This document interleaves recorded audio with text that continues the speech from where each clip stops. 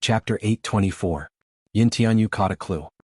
You said that she disappeared without a trace after the shoot? Yes. She nodded repeatedly. Yu looked at his watch. It was already past 5 in the morning. What time was it? I can't remember either. At this time Yu was unexpectedly calm. Think about it carefully. She carefully recalled and said, it should be around 10. I really can't remember the exact time. I didn't pay attention to the time at that time. He hurriedly checked the last message sent by Yun Shishir. It was 10:12 a.m. The time matched. On the other side she cautiously asked, Little friend is Yun Shishir your mommy?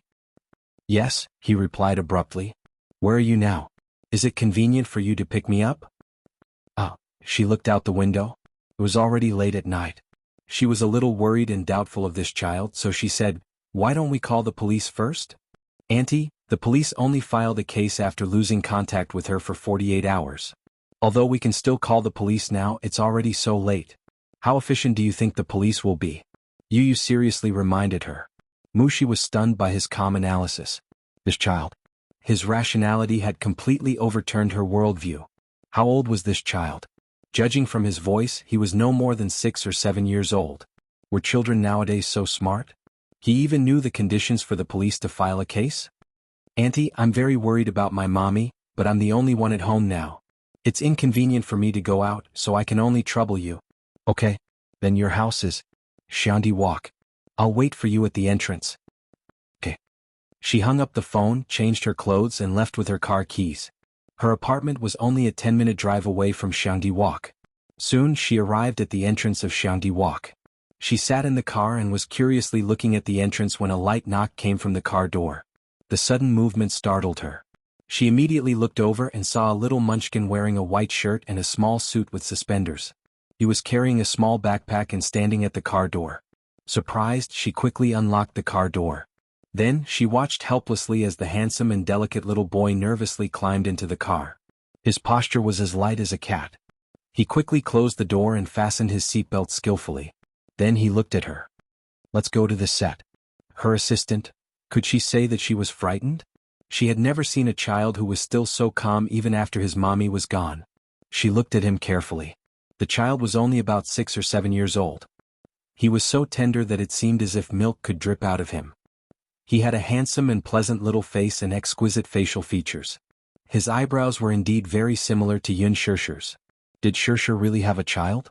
Mushi was greatly shocked by this fact. Seeing her staring at him in a daze, he waved his hand in front of her. Mushi returned to her senses and saw his serious expression. Auntie, you can't be in a daze while driving. It's very dangerous. She mumbled, Thanks for the reminder, let's drive. Yin Tianyu ordered. In fact, he originally wanted to call Li Hanlin to pick him up. Chapter 825. Mushi drove all the way to the set. At this moment, the set was in dead silence. All the props had been packed up and transported away. The huge parking lot had been restored to its original state, and there were no clues to be found.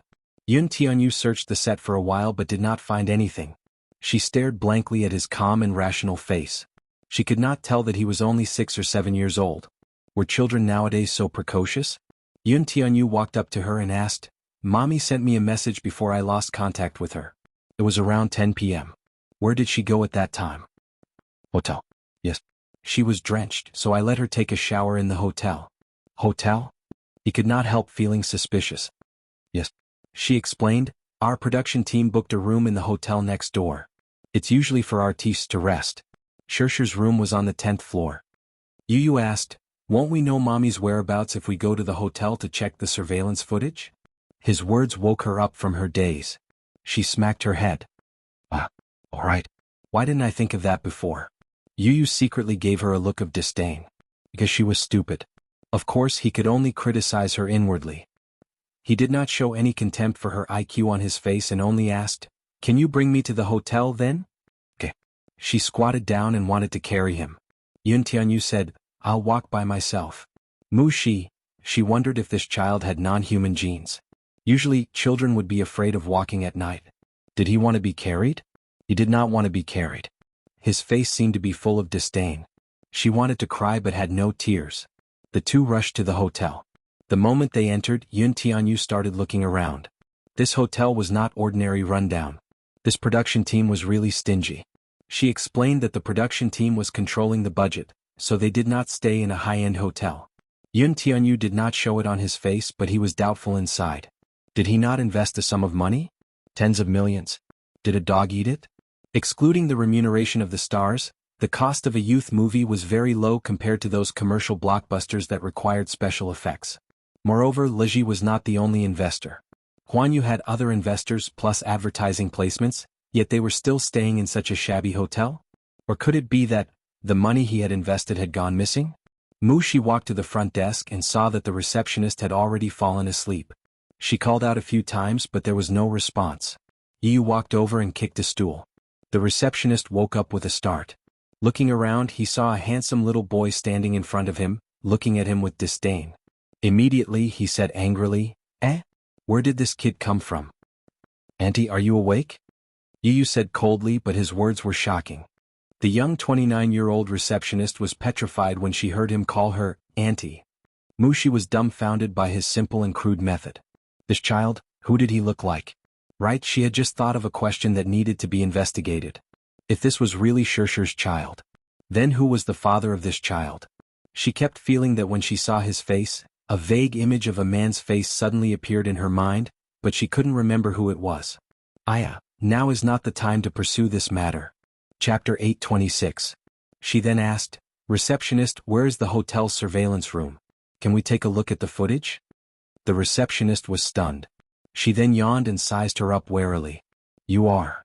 I'm from the production team of The Green Apple. Our production team has booked 10 rooms in this hotel. The receptionist was a little stunned. I've just been transferred here not long ago.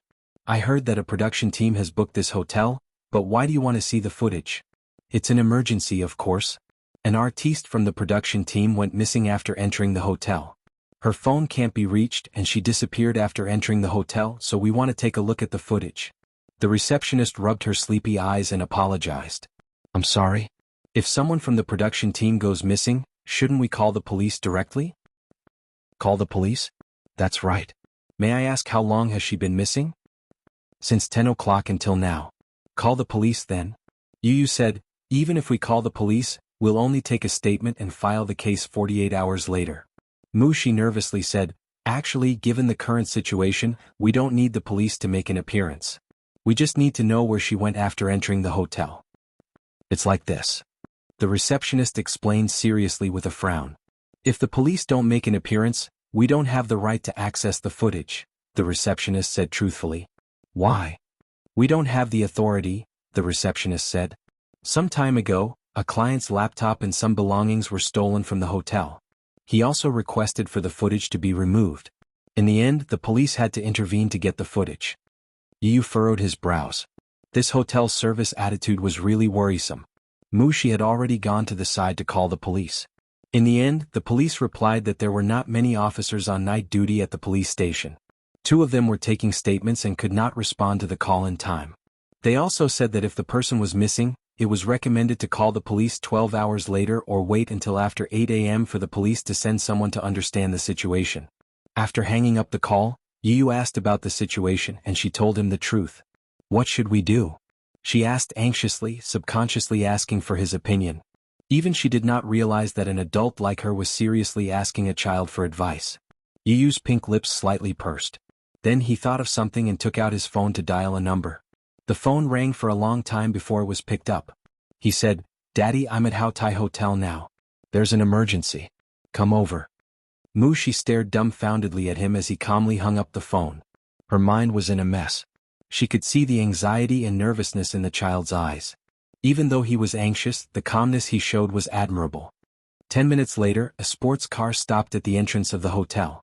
When the slender and handsome man appeared at the entrance, she was stunned. Only then did she realize why this child's appearance was so familiar. Mu Shi's lips twitched as she sized up the father-son pair in a daze. The father of this child was actually the crown prince of the Mu clan, Mu Yaja? She suddenly understood the killing intent and anger in his eyes when he saw Yun Shirshir being bullied and slapped by Yan Bingqing. Chapter 827. Mu Shi was still in a state of confusion. Mu Yaja walked in and saw the little lad standing at the front desk. He walked over to carry him and asked him what had happened. The receptionist stared at the handsome man in front of her with her mouth agape.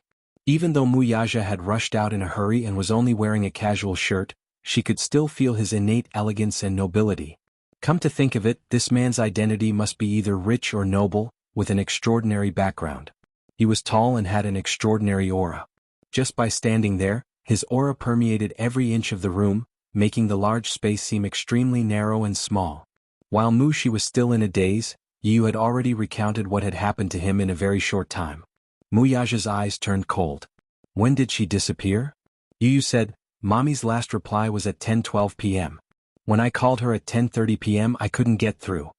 He could not contact Yun Shishir, so he rummaged through the house and found Yun Shishir's and Qin Zhou's name cards. He first called Qin Zhou's number but it was switched off. He then called Mushi's number which led to the subsequent incident. Yu continued, Now, I mainly want to see the hotel's CCTV, but the receptionist said that only the police have the authority to access the CCTV.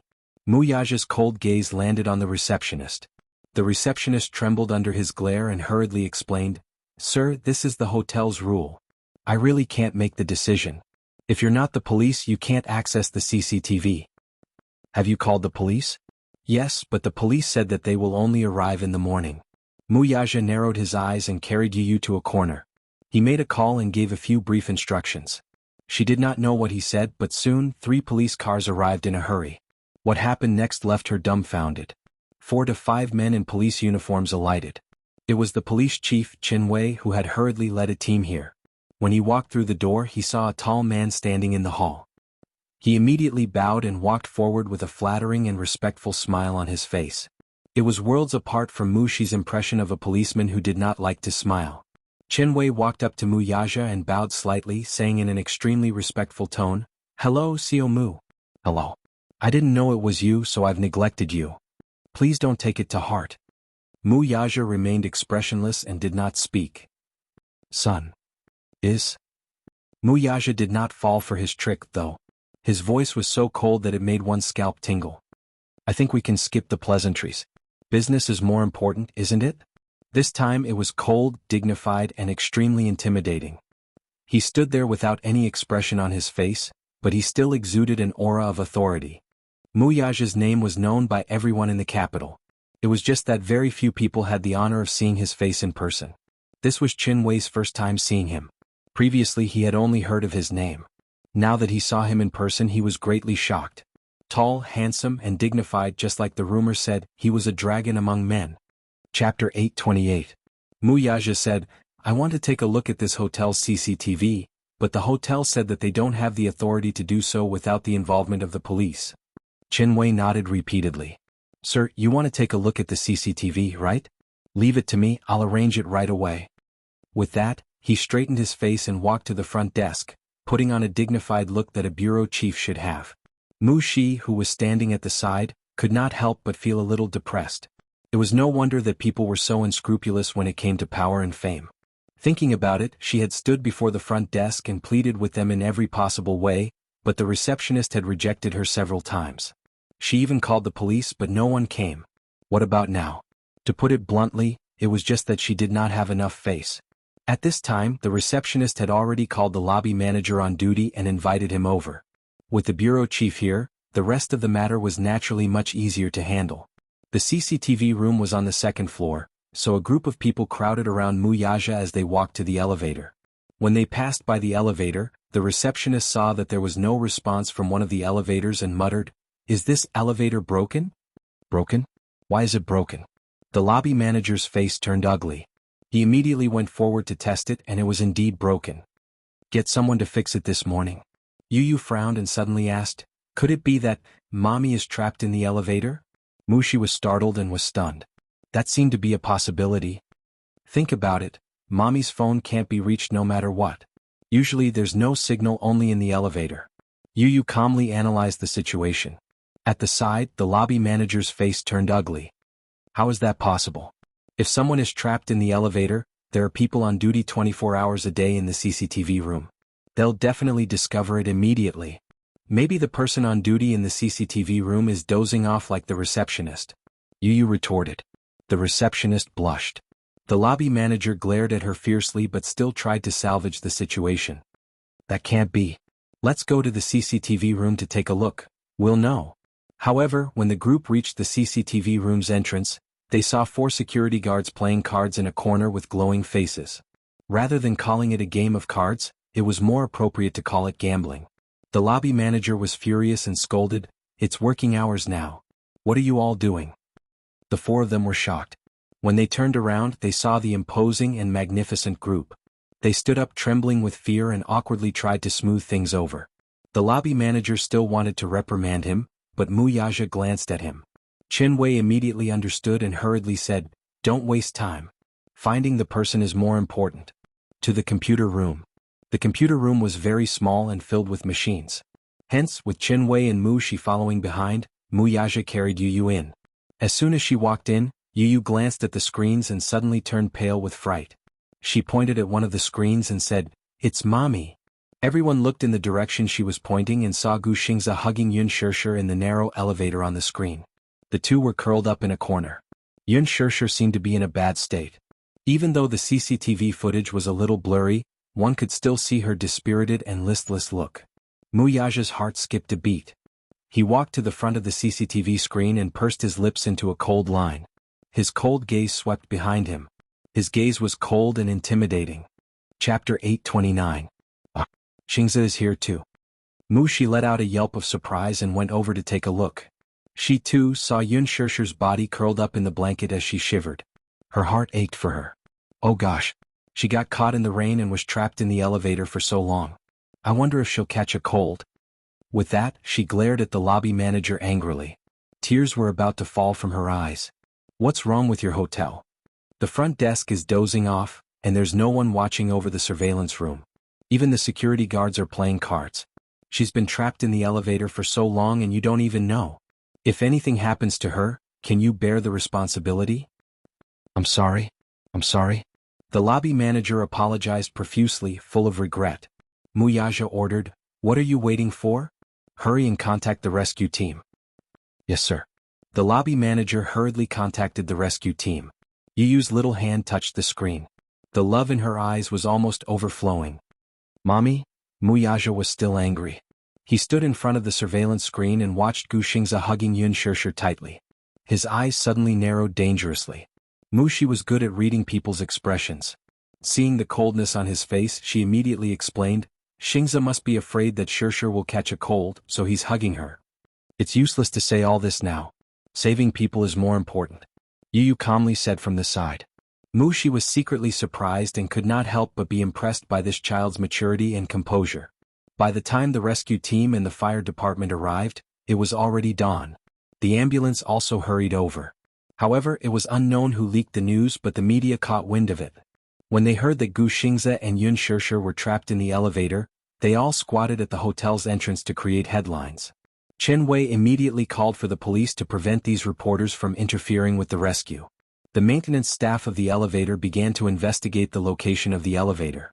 The conclusion was that the elevator did not stop at the flat floor, but at the bottom. Mu Yaja and the rest stayed in the surveillance room to check on the people's condition while the rescue team went to basement 3. When the elevator door opened, Mu Shi hurriedly called out, "Xingze, Shishir, are you guys there?" Inside the elevator, Gu Xingze heard Mu Shi's call and immediately responded, "Here." Yun Shishir, on the other hand, had a high fever and was unconscious. She did not have any reaction. "We're already thinking of a way to get you out. Xingze, Shishir, how are you?" Gu Xingze quickly replied, "I'm fine, but Shishir has a high fever." "Hurry." Mu Shi was stunned and immediately pleaded, "Please quickly save him." All right. Miss, please calm down first. We'll get the equipment immediately." As the elevator stopped at the bottom, they first had to manually turn it to a position roughly parallel to the floor before they could save the people. Mu Shi immediately said, "Xingze, Shishir, be careful. We'll be able to get you out soon." Okay. Gu Xingze immediately patted Yun Shishir's cheek gently and said, "Shishir, wake up. Wake up, we'll be able to get out soon." Gu Xingze could not help but hug her tighter. He gently planted an encouraging kiss on her forehead, raised his face, closed his eyes and took a deep breath. Chapter 830. In the elevator room, 2 maintenance workers were setting up the winch mechanism to prevent the elevator from moving too quickly or accidentally when the brakes were released. The other used a mechanical method to loosen and tighten the brakes. When the brakes were released, the other two used their strength to pull the winch mechanism to slowly move the elevator upward. The elevator shook uneasily as the lights flickered. Yun Shirshir curled her body even tighter. The excessive shaking made her headache worse and made her dizzy. Every time there was a violent shaking, there would be a dead silence. Then there would be another tremor. In the control room, Yu was also looking at the scene on the screen anxiously. He suddenly raised his head and said to Muyaja, "Daddy, let's go to basement 3. Chem? Mommy doesn't seem to be feeling well. I'm worried." Okay. Muyaja carried Yun Tianyu to basement 3. However, when they arrived they did not see the medical team. Yu asked and Mushi immediately said, "I'll go take a look." Not long after she hurried back and said, "The entrance is surrounded by reporters. The ambulance is blocked by a human wall so it can't enter. Chief Chin has already sent more people over." "Reporters?" Muyaja knitted his brows in displeasure. Mushi said indignantly, "Yes. I don't know who leaked the news, but when the reporters heard that Gu Xingze and Yun Shirshir were trapped in the elevator, they all rushed over to get a scoop." Yu also frowned and asked, "Where's the police?" Mushi said anxiously, "There are too many reporters. Various media outlets have sent many people to snatch the news and report, so there's not enough police." On the other end, the elevator maintenance workers' walkie-talkie reminded them, "Soon, soon, soon. Be careful." A group of people gathered around the elevator. Then they heard a quang, and the elevator made a deep sound. The walkie-talkie said, "It's in place." When the rescue team opened the elevator door, they saw Gu Xingze hugging Yun Shirshir in the corner of the elevator. When he heard the commotion he looked up and bumped into Muyaja. He was slightly stunned, but in the time he was in a daze, Muyaja had already strode into the elevator, picked up Yun Shirshir from his arms and left without looking back. Yu followed closely beside him and couldn't help but stand on her tiptoes to check on Yun Shirshir's condition. Her small hand gently held her mother's hand, and her delicate eyebrows suddenly furrowed. "Mommy has a high fever." Muyaja lowered his head and pressed his forehead against hers. Feeling the heat from her forehead, a trace of uneasiness appeared on his face. Mushi glanced at Yun Shirshir and then at Gu Xingze. She hurried in to help him up. Gu Xingze slightly dodged her attack. Mushi froze in midair. She suddenly remembered that Xingze seemed to have a serious obsession with cleanliness and did not like excessive contact with others. At the thought of this, she looked slightly embarrassed and smiled with concern. "Xingze, are you all right?" Gu Xingze slowly stood up, but he had been squatting for too long. When he stood up, his body swayed slightly and he felt a little dizzy. He wanted to chase after Yun Shirshir to check on her condition, but Muyaja had already carried Yun Shirshir away in a hurry. When he appeared at the door with Yun Shirshir in his arms, it caused a huge commotion. Chapter 831. "Oh my God! Isn't that the CEO of Mu Group, Muyaja? What is he doing here? He's hugging Yun Shirshir? And they look so intimate." This scene could not help but make people's imaginations run wild. The reporters discussed animatedly. "I heard that Huanyu banned Yan Bingqing some time ago. Rumor has it that Yan Bingqing bullied a newcomer in the crew. The newcomer in the crew of the Green Apple is Yun Shirshir, who is a little more famous." Someone whispered, "Isn't there a rumor that Yun Shirshir was able to sign a contract with Huanyu's headquarters right after her debut because she has a sugar daddy backing her? Could this sugar daddy be Muyaja?" "It's very possible." The camera flashes were overwhelmed. The reporters scrambled to squeeze at the door and extended their microphones, asking loudly, "Xiaomu, Xiaomu. Look here. I'm a reporter from Phoenix News Agency. May I know what relationship you have with Yun Shirshir? What relationship do you have?" "Xiaomu, there are rumors that you have a close relationship with Yun Shirshir. May I know what relationship you have with Shirshir?" Countless microphones were extended in front of him. The flashing lights were blinding. Muyaja hugged Yun Shirshir expressionlessly. He completely ignored these aggressive interviews. How could the reporters let go of such an exciting piece of news? They stubbornly followed behind him. Some even formed a human wall in front of him, blocking his way. Muyaja narrowed his eyes. His handsome face was extremely gloomy, and he was about to explode. Yun Shirshir nestled in his arms. There was a loud noise in her ears. So noisy, the flashing lights were so glaring that it made her eyes hurt. Muyaja lowered his head and saw her slightly uncomfortable expression. His eyes were tinged with coldness and sharpness. He swept his gaze across the surroundings. Suddenly, a biting cold aura spread out and froze everything. However, these professional reporters were not to be trifled with. They were not afraid of his terrifying expression at all and still kept moving forward. Yu grabbed onto Muyaja's sleeves tightly, but she was still squeezed by the crowd. He had never seen such a congested scene. There were so many people in front and behind that not even a drop of water could trickle through. Questions came one after another, leaving no time for anyone to digest and understand the situation. Mushi had also arrived, but when she saw the crowd at the entrance she was stunned. She subconsciously put on a professional smile and said, "Everyone, please don't crowd.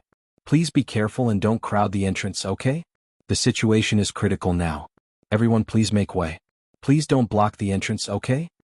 As soon as he finished speaking, a man in the crowd shouted, "Don't change the subject. Yun Shishir, please answer me directly. Are you Muyaja's mistress?"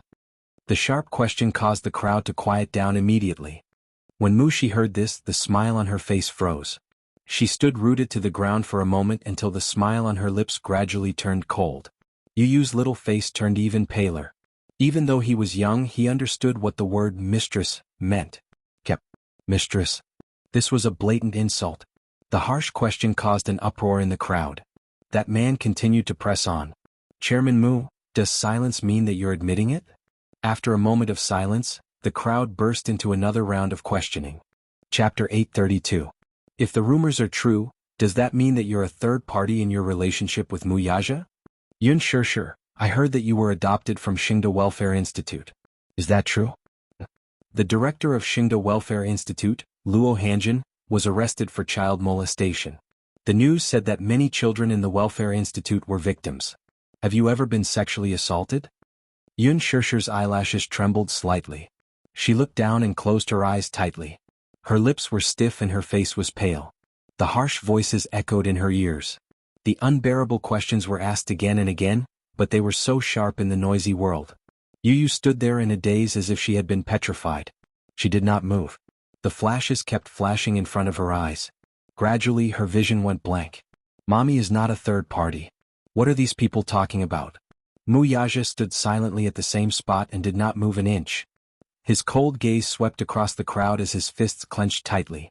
Seeing that he had stopped in his tracks, the reporters swarmed forward and put their microphones to his mouth. "Daddy?" Yu opened her mouth but no sound came out. Her weak voice was instantly drowned out by the reporters' questions. Muyaja suddenly reached out and held her little hand tightly. Yu felt the warmth from his palm and felt inexplicably calm. Soon, 3 to 5 police cars rushed over. Chief Chen led the team to maintain order at the scene. The medical staff of the ambulance also rushed over. However, the reporters were blocked at the entrance like a wall and could not break through the crowd. Gu Xingze walked to the door and saw the scene in front of him. His face froze. He looked at the crowd at the entrance expressionlessly and narrowed his eyes. Seeing that Gu Xingze had also appeared, the reporters went crazy. The reporters rushed forward and the flashes became more intense. The sound of the film rolling could be heard continuously. Xingze, look over here. Please share your views on Yun Shishir. Xingze, look here, I'm a reporter from Starlight Daily. Muyaja suddenly said, "Scram." Even though his cold voice was deep, it was like an imperial edict that didn't allow anyone to question it. His gaze swept across the crowd. The coldness in his eyes caused people's hearts to palpitate. Some of the reporters who were close to him could not help but take a few steps back because of the murderous aura emanating from his body. Muyaja lifted his foot and was about to walk towards the ambulance when the reporter who had asked the sharp question earlier did not fear the cold aura he exuded. He squeezed to the front with no regard for his own safety and blocked his path with his camera. He extended his microphone. "Chairman Mu, you haven't answered my question yet." Muyaja suddenly stopped and glanced at him dangerously from the corner of his eyes. His lips curled into a cold and mocking smile. When the reporter saw that he had stopped, he quickly moved the microphone closer and asked a series of questions. "Please give a direct answer. May I ask if Yun Shishir is your mistress?" Before he could finish his sentence, Muyaja kicked the reporter away expressionlessly. The latter was caught off guard and stumbled a few steps back before falling to the ground. The crowd was in an uproar. Muyaja hit someone. Chapter 833. The flashing lights instantly drowned them out. A reporter from a famous entertainment newspaper squeezed in front of them, raised his Canon-like DSLR, and started taking pictures of them. Muyaja turned his face dangerously. With a frown, he punched the camera lens and smashed it into pieces. He looked up expressionlessly.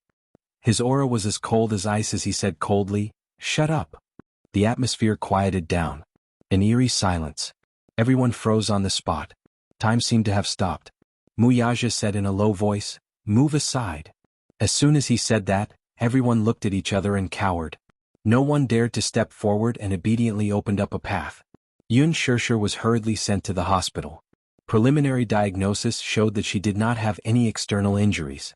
However, due to the air conditioning and the fact that she did not change out of her soaked clothes in time, the cold air invaded her body and caused her to have a high fever of 40 degrees Celsius. If it had been any later, she would have been in danger of contracting pneumonia. After sending Yun Shishir to the hospital, Wuxia asked Yu and Mu Shi to stay in the ward to look after her and left in a hurry. The reporters who had surrounded the hotel entrance were also brought back to the police station and investigated for obstructing public order. With such a thing happening, Wuxia naturally would not let them off easily. These motley crew were all dismissed and blacklisted, unable to work in the media industry for the rest of their lives. Wuxia also got his men to delete all the photos taken. The results of the investigation showed that these reporters were a motley crew from some third-rate media companies who would do anything to get the news. It was said that the hotel staff leaked the news. They rushed over when they heard the news and squatted at the hotel entrance. Soon, the hotel staff who leaked the news was also found out. It was the hotel receptionist. The police came to take the receptionist away for investigation. Although Wuxia suppressed it in time, the news of Yun Shishir interfering in a rich family's marriage spread like wildfire on the internet. The Water Army started spreading rumors on Weibo. The mysterious financier behind Yun Shishir lifts his veil. It's Wuxia, the CEO of Dishing Financial Group? Explosion. The crown prince of the Mu Group is angry because of a woman. Yun Shishir interferes with the marriage of a rich family. Is the rising star of the film industry the third wheel? Yan Bingqing was banned by Huanyu because she offended Yun Shishir. The reason was that Yun Shishir was the mistress of the Mu Group's crown prince. Yun Shishir actually had an illegitimate child with Wuxia? Soon, these scandals were all over the internet. However, because most of the rumors seemed to be groundless, there was no real evidence to verify this matter. Therefore, netizens could only wait and see about this matter. Many people ran to Yun Shishir's Weibo, wanting to leave comments for her. However, Mu Shi had foresight and blocked the comment section of Weibo at an extremely fast speed. However, she did not expect her actions to make it even more conspicuous. In an instant, the news of Yun Shishir interfering in a rich family's marriage spread on the internet. It caused a storm and was confusing for a moment. Many netizens sighed with emotion. This Yun Shishir, who had just debuted, seemed to have the effect of being a hot topic and had repeatedly topped the list of hot topics. Chapter 834. Yu scrolled through Weibo and saw that the rumors were spreading everywhere. He vaguely smelled something fishy. He felt that there was something fishy about this matter. Huanyu Entertainment had a monopoly on the media industry. However, the topics on Weibo were mostly directed toward Yun Shishir and Wuxia. Huanyu Entertainment did not even make a move. This was indeed a little abnormal. Not to mention Wuxia, even Yun Tianyu could sense that something was fishy. After Wuxia was done with his work, he received a call from Mu Sheng, asking him to hurry back to the Mu residence. He righteously said that he had an urgent matter to announce. He did not need to think to know what it was. Wuxia did not care about it at all. Yun Shishir was still in the hospital and he did not know what was going on. No matter how important the matter was, he had to put it aside first. Hence, after leaving the police station he drove to the hospital. When he entered the ward, Yu was guarding by the bed. Yun Shishir was asleep. She had changed into a clean hospital gown with the help of the nurse. At the same time she used a hot towel to wipe her body. The 4 drip was already changed to the 4th bottle. Seeing him walk in, Yu's face showed dissatisfaction. Wuxia exchanged glances with him and easily caught the displeasure in his eyes. Without guessing, he knew what the little guy was unhappy about.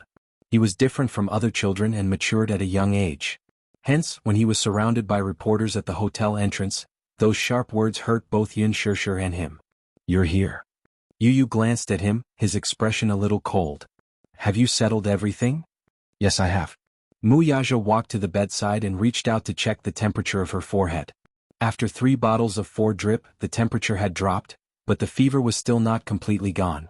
Yu did not intend to let the interrogation go just like that. He suddenly pulled his hand and led him to the balcony. Closing the door and leaning against it, the little guy's face was cold, and there was no need to hide the anger in his eyes. What happened today made me very unhappy. With a short opening speech, the little guy went straight to the point.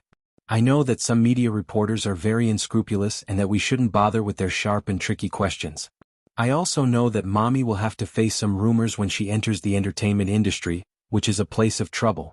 This is not what I want to see though. Okay. Muyaja waited for him to continue. His son was young, but the words he spoke were much more mature than an adult. I heard someone asking you if mommy is your mistress. I don't want to hear such a question a second time. Do you understand? After a pause, Yu expressed his attitude. If there's a next time, even if you don't do anything, I won't let it go. What will you do? You don't have to ask me what I will do. I won't interfere with you, and you don't have to ask me about my decision. I only want to tell you that I will only do what I think is right. His young voice revealed his determination. In his heart he was thinking that if there were such unbearable rumors in the future, he might take action and get rid of Mu Wanru. Chapter 835. Making a person disappear from this world without leaving a trace was not a difficult task for him. Muyaja saw some clues in his son's eyes. It seemed that his son had some tricks up his sleeve. However, as a father, he naturally didn't want his son's hands to be stained with those unclean things. So he said, "Give me a month." A month? Yu was obviously unhappy with the number. He shook his finger and said, "I'll only give you half a month." Muyaja thought for a moment and said, "Okay." Yu said, "Daddy, don't let me down. After all, you're my daddy. You're an excellent man. Don't let my mommy get hurt again." Muyaja reached out and rubbed his son's hair. Then he heard the little boy say seriously, "I know why you haven't done anything yet." "What do you mean?" "You've seen through Mu Wanru's identity long ago. I know why you haven't done anything about it yet."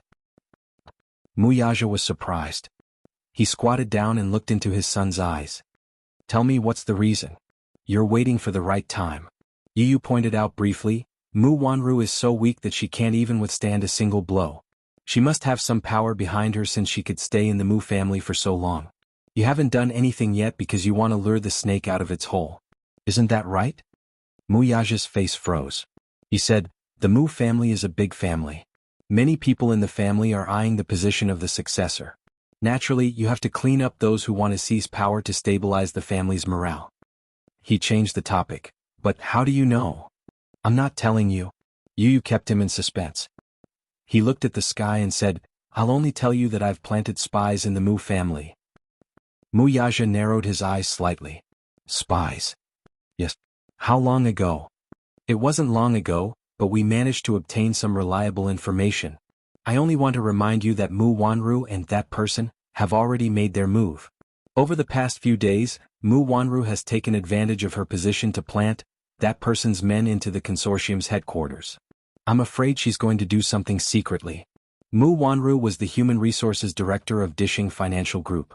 Muyaja glanced at him. This brat had some ability. "Daddy, as far as I'm concerned, the Mu family is nothing in my eyes. In my eyes, whether it's power or wealth, it's meaningless if I can't protect the people I love. In other words, if you let mommy get hurt, I won't forgive you no matter how powerful you are or how wealthy you are." Yun Tianyu did not care about a mere Mu family. Muyaja didn't care about it either. His current status and power were not entirely dependent on the Mu family. Outside of the Mu family, he already had his own empire, one that was on par with the Mu family's. In other words, he did not care about the inheritance of the Mu family that Mu Xing mentioned. He originally wanted to wait until Grandpa Mu breathed his last before eliminating the remaining members of the Mu family one by one. In the past few days, that person had indeed lost his cool and was slowly giving himself away. Alas, that person was a sly old fox who hid his true colors well. It seemed that he had to hasten his actions. "Didn't you give me half a month's time?" Muyaja said. "It's a deal then." Chapter 836. Muyaja narrowed his eyes. His admiration for his son grew. It was as if the student had surpassed the master. This son of his would definitely be very capable in the future. He was so young, yet his mind was so complicated. He even knew how to play the tricks of a big family. In fact, this feeling was very unpleasant. His son seemed to know everything about him, but he couldn't figure out what kind of power was behind his precious son.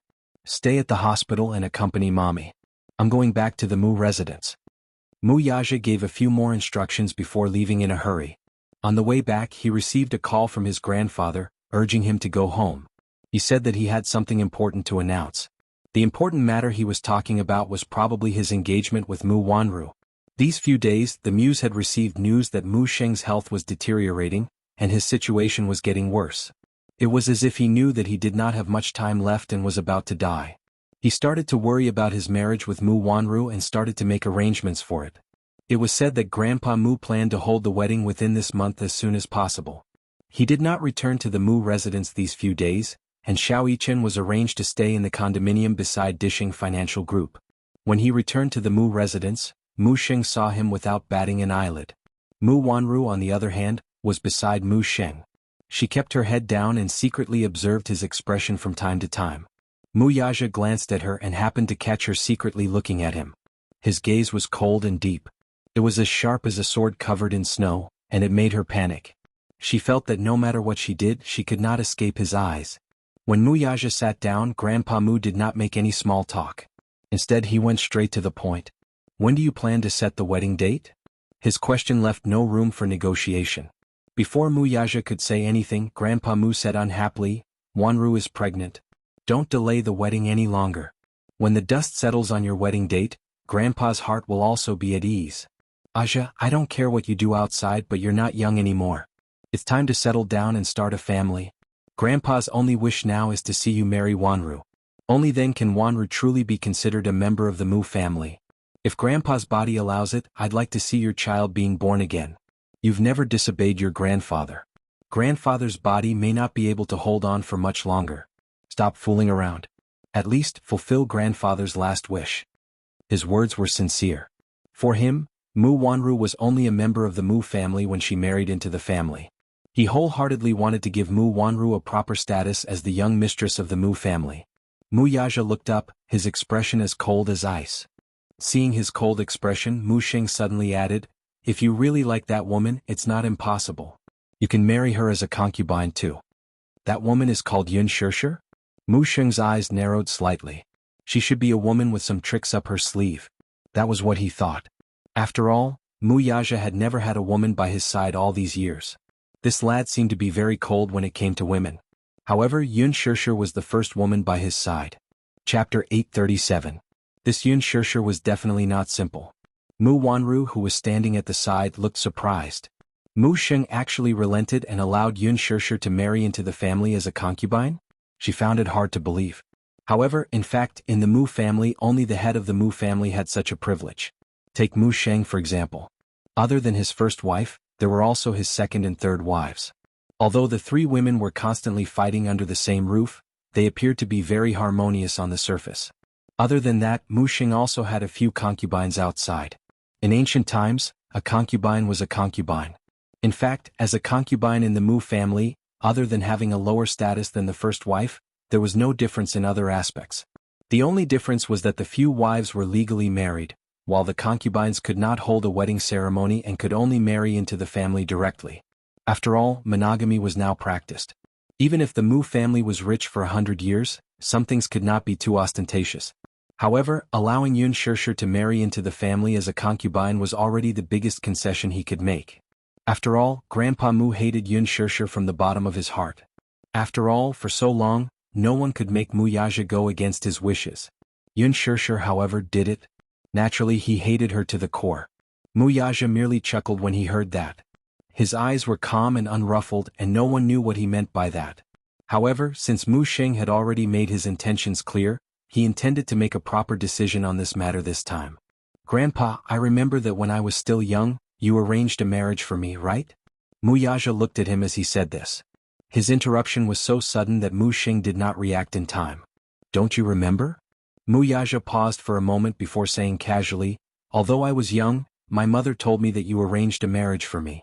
I heard that the girl is from the capital's Song family." Song family? Mu Wanru obviously did not know about this. After all, this happened before she was taken into the Mu family. Mu Yaja said again. The Mu family in the capital is a prestigious family. But after Mu Wanru returned to the Mu family, you didn't hesitate to offend the Song family's old man and cancel the engagement. Growing up in a wealthy family, marriage had been reduced to a bargaining chip. It was not something that they could decide. For example, the marriage between a father and a mother had nothing to do with romance or love. It was just a marriage between two families. The marriage between the two was nothing more than a paper deal between two wealthy families.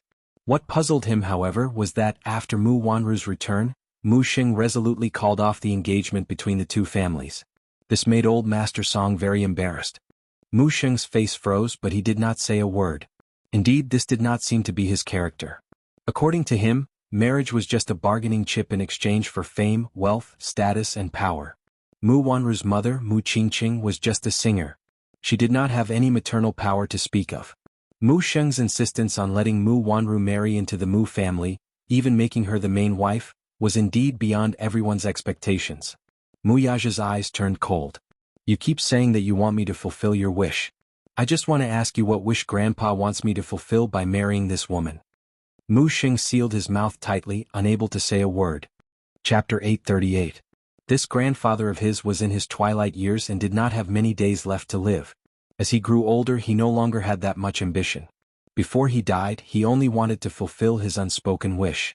That was his unfulfilled wish for Mu Qingqing. His love for her was no longer in the category of adoptive father and daughter. There was even a time when he wanted to marry her as his wife, but she already had someone else in her heart.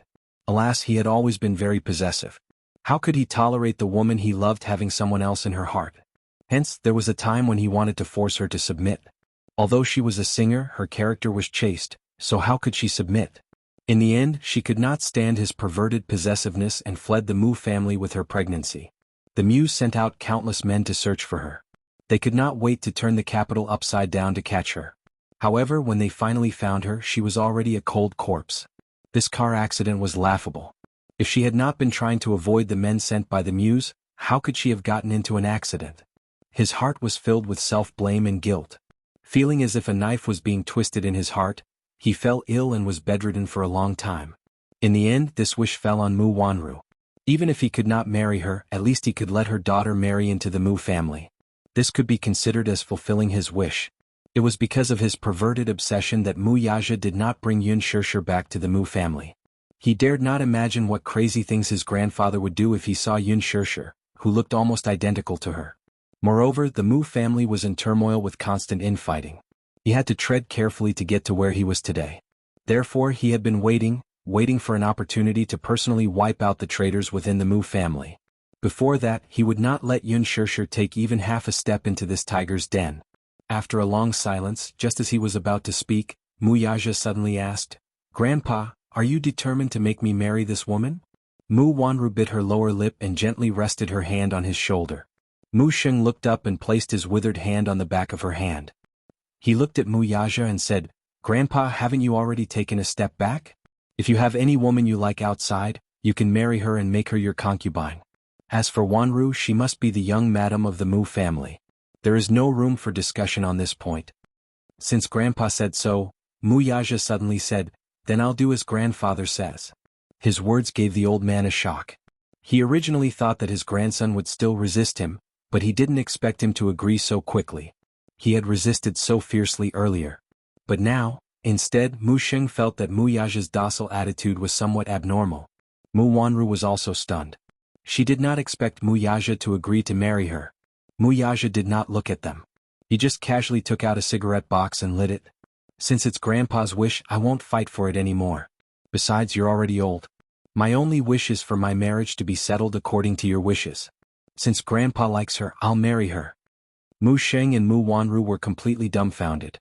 Mu Wanru in particular had a comical expression on her face. Chapter 839. The old man was the first to react. You're really willing to marry Wanru?" "There's no need to doubt my words." Mu Yaja pursed his thin lips. "Grandpa, you know that I'll do what I say." He was a man of his word. This was his grandson's attitude towards the world. He had no doubts about this. "Great."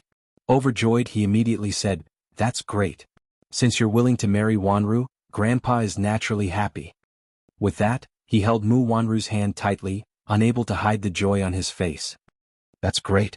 I'm afraid that the Mu family will have double happiness in no time. Since that's the case, I'll quickly get someone to make arrangements. The wedding can't be delayed any longer. We should at least announce it to the media first. Then, Grandpa will get someone to pick an auspicious date for your wedding. According to tradition, after the wedding date was set, the Mu family would hold a grand press conference and invite business and political celebrities, aristocrats and various media outlets to witness it. After that, they would hold the grand wedding of the century. Compared to his joy, Mu Wanru's smile seemed a little forced. That was because she did not believe that Mu Yaja would really marry her. Ever since she reached an agreement with Mu Yaja that day, she no longer had any illusions about marrying him. Mu Lianjue had promised her an inexhaustible supply of wealth after the deed was done. Hence, she was willing to follow his instructions. Not only did she plant his men in Dixing's headquarters, she even poisoned Mu Xing's medicine. In the entire Mu family, she was the only one who could do this. Now, however, Mu Yaja actually said that he was willing to marry her. Didn't that mean that she would become the young mistress of the Mu family soon? Everything seemed like a dream. It was unbelievably beautiful. Why would Mu Yaja be willing, though? Not to mention other things, just the fact that she was pregnant and the child in her belly was not his, yet he was still willing to marry her. This was the greatest humiliation to a man. Grandpa, there's one thing you must do though. Huh? Don't forget what you promised me earlier. Mu Yaja's words were concise, but Grandpa Mu understood and nodded. Don't worry. Grandpa will give it to you before the wedding. The Mu family's power. Although Mu Yaja was the heir of the Mu family and had the right to inherit, this power was different from the inheritance. The Mu family's power symbolizes the highest authority. Only the patriarch had the right to do so. Mu Sheng had once promised him that if he married Mu Wanru, he would pass the family head position to him. Generally speaking, given Mu Sheng's character, he would not hand over the Mu family's authority unless he was on his deathbed. After all, in a family like the Mu clan's power meant supreme power. If one had the Mu clan's power, it meant that the Mu clan had the power to control life and death. Many people coveted it. Think about it, if Mu's families to be Mu's to the family to have the families to be. The family's morale would be unstable, and he would not be able to rest until his death. If it were someone else, he might not agree. Mu Yaja, on the other hand, was his most trusted grandson. Grandpa Sheng, on the other hand, trusted him. Chapter 840. Oh. Although she was unwilling, she could not pry any further from his stern words. After a moment of silence, the old man said, "How about this? I'll announce it on the day you and Wanru get married." Mu Yaja replied, "Since that's the case, I'll go make the arrangements now." Okay. The old man nodded in relief and did not say anything else. Mu Yaja went upstairs. Mu Wanru hurriedly chased after him. He stopped in his tracks and slowly turned around, only to see her standing behind him bashfully with a complicated expression. She was stammering and hesitating to speak. "What's the matter?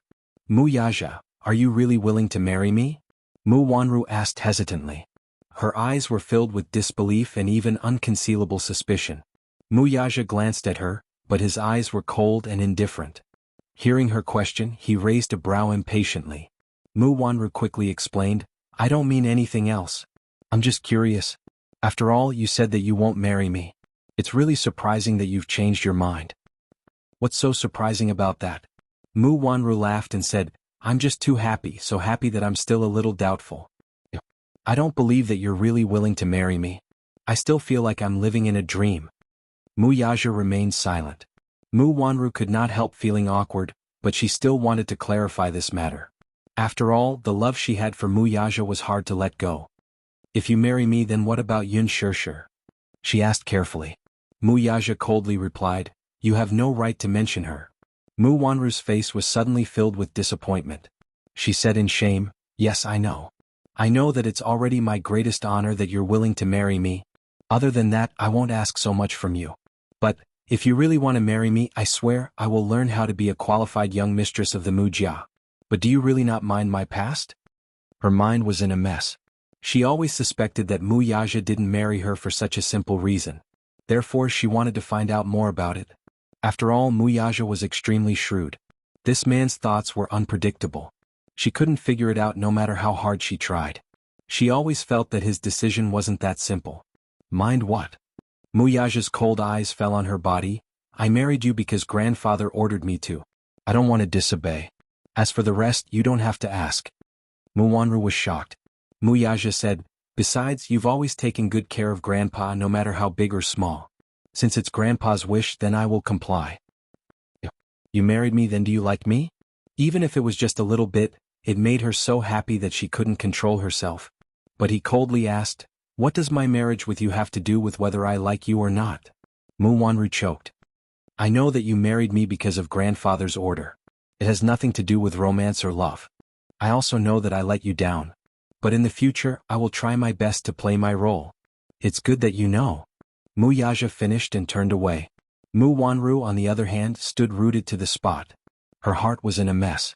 She went back to her room and sat on the bed, but she felt that her thoughts were in a mess. Chapter 841. Initially, she had been following the man's plan in an orderly manner. Now, however, things seemed to have taken a turn for the worse. Since Mu Yaja was willing to marry her, it meant that she would soon be the real young mistress of the Mu family. This meant that she should be on the same side as Mu Yaja and Mu Lianjue's enemy. Should she still carry out the man's plan then? Mu Wanru was in a terrible fix from the series of events. On second thought, since Mu Yaja was willing to marry her, she must stand on his side and do her best to protect his position. After all, if Mu Yaja married her, they would share honor and disgrace together. If Mu Yaja lost his position because of Mu Yaja, she would be in deep trouble. Still, she did not know what Mu Yaja was thinking. She felt that this man was unfathomable. Hence, Mu Wanru was a little hesitant. Alas, the Muse were busy preparing for the wedding these few days. On this day, Aaron suddenly found her. The two of them agreed to meet in a secret place. When he saw her, the first thing he said was, "Wanru, come with me. Let's go far away from this troublesome place. Aaron, don't look for me anymore. In the future we'll return to how we were before. I'm Mu Yaja's fiancé, and you're his assistant." Mu Wanru said coldly. "Fiancé?" He burst into laughter. "Wanru, what are you talking about? Are you talking in your sleep? Fiancé? Do you really think that Mu Yaja will marry you?" Mu Wanru smirked. "Why not? He said that he'll marry me on a date. He's already making arrangements for it." He was stunned. How is that possible? Why not? He's already promised Grandpa. The entire Mu family is making arrangements to announce our marriage. Mu Wanru could not hide her smugness. Aaron sneered. "Impossible. Nothing is impossible. You're just unwilling to accept it. Do you really think that Mu Yaja is that stupid? Wanru, think about it. Does he really intend to marry you? Putting aside your identity, you're pregnant now. You can fool Mu Sheng, but can you fool Mu Yaja? Will he marry a woman who's pregnant with another man's child?" Mu Wanru's heart skipped a beat. "Why not? He's marrying me because he doesn't want to go against Grandpa's order." "Huh. Don't think he's too great," Alan retorted. "He's definitely not a simple man. Wanru, don't let your guard down. Maybe he set a trap for you and is waiting for you to jump into it. The Muse are a dragon's pool and a tiger's den. Mu Yaja has his current status at such a young age. To be able to become an outstanding man in a place like the Muse, you can imagine what he's been through. Do you really think that he's a simple man? In fact, he's more unfathomable than you think." Mu Wanru's heart skipped a beat when she heard that. "Come with me. Running away with me is the best choice for you right now." He extended his hand to her and opened his palm. Mu Wanru was in a daze for a moment and unexpectedly extended her hand to him. Seeing that she seemed to have changed her mind, his face lit up. However, Mu Wanru slapped his hand away harshly. Chapter 842. Alan's face froze. "Why? I won't go with you. Just give up on it." Mu Wanru said, "I believe in Mu Yaja because he does what he says. Since he said that he will marry me, then he will definitely marry me." After that, she was about to leave. However, Alan took a step forward and hugged her tightly. "Don't go." He almost put down all his dignity and hugged Mu Wanru. His whole body was trembling. "Wanru, I really love you. Although I can't give you wealth, I will work hard and use my hands to create a stable life for you.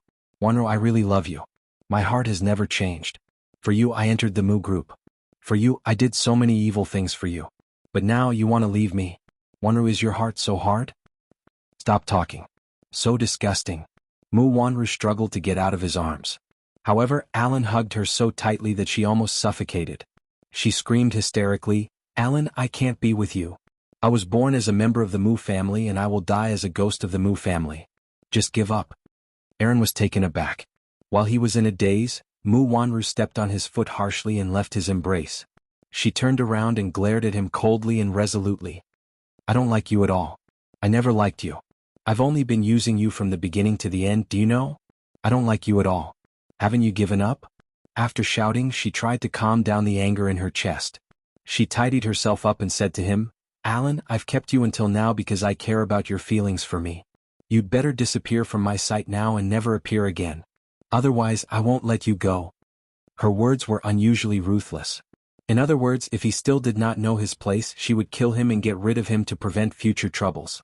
Alan was shocked by her ruthless warning. He could not help but widen his eyes. Wanru, why are you so heartless? Since you know I'm heartless, why don't you disappear from my sight? Okay, I'll disappear. Alan lowered his head in a daze like an empty puppet. Mu Wanru snorted and walked out of the alley. However, just as he got into the car and started, he still didn't see Alan walk out of the alley. Just as she was feeling suspicious, she suddenly heard a gunshot. Even though the gunshot had been silenced, it was very quiet and there was no one around. Therefore, she immediately caught the faint sound. His heart skipped a few beats. She got out of the car and walked to the entrance of the alley, but what she saw made her heart palpitate. Alan leaned against the rugged wall, his eyes wide open, his face pale, and his weak body slowly slid down the wall. Dark red blood splattered on the wall. At Alan's temple, there was a bloody hole that was gurgling with blood. The man who had just asked her to run away with him had now turned into a cold corpse. One of the men in black put away his gun. Suddenly sensing something, he turned his head and bumped into Mu Wanru head-on. The man in black's face was cold and his eyes were full of murderous intent. Ah! Mu Wanru screamed and almost fell to the ground in fright. Chapter 843. Mu Wanru did not know how many red lights she had run along the way. It was only when she reached the city center that she stopped the car by the roadside. The scene she saw earlier gave her a huge shock. She held the steering wheel and clutched her thundering chest, unable to calm down for a long time. What exactly happened just now? She seemed to have seen Aaron being killed. Who was it? What was going on? Mu Wanru found it hard to calm down. Just as she was feeling tense, her phone suddenly rang. Mu Wanru was so shocked by the sudden ringing that she almost lost her soul.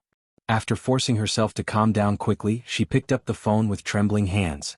It was an unknown number on the screen. Having just received a huge shock, she could not help feeling jittery.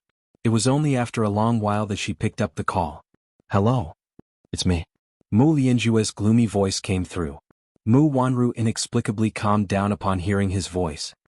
Fourth uncle, it's you? Mu Wanru, you're really hopelessly stupid. He suddenly cursed. That Aaron knows everything about you. He can't be left alive, yet you still let him live. At the mention of Aaron, Mu Wanru was taken aback. She carefully probed, did you send someone to kill Aaron just now? It's me. Do you think that I'm as stupid as you? How could I leave such a big scourge alive? He paused. Not only does he know everything about you, but he's also not smart. If he lets the cat out of the bag and gets caught by Mu Yaja, you'll be finished. Mu Wanru was still of great use to him now, so he must protect this chess piece of Mu Wanru. Mu Wanru, on the other hand, was stunned. It was really him who killed him.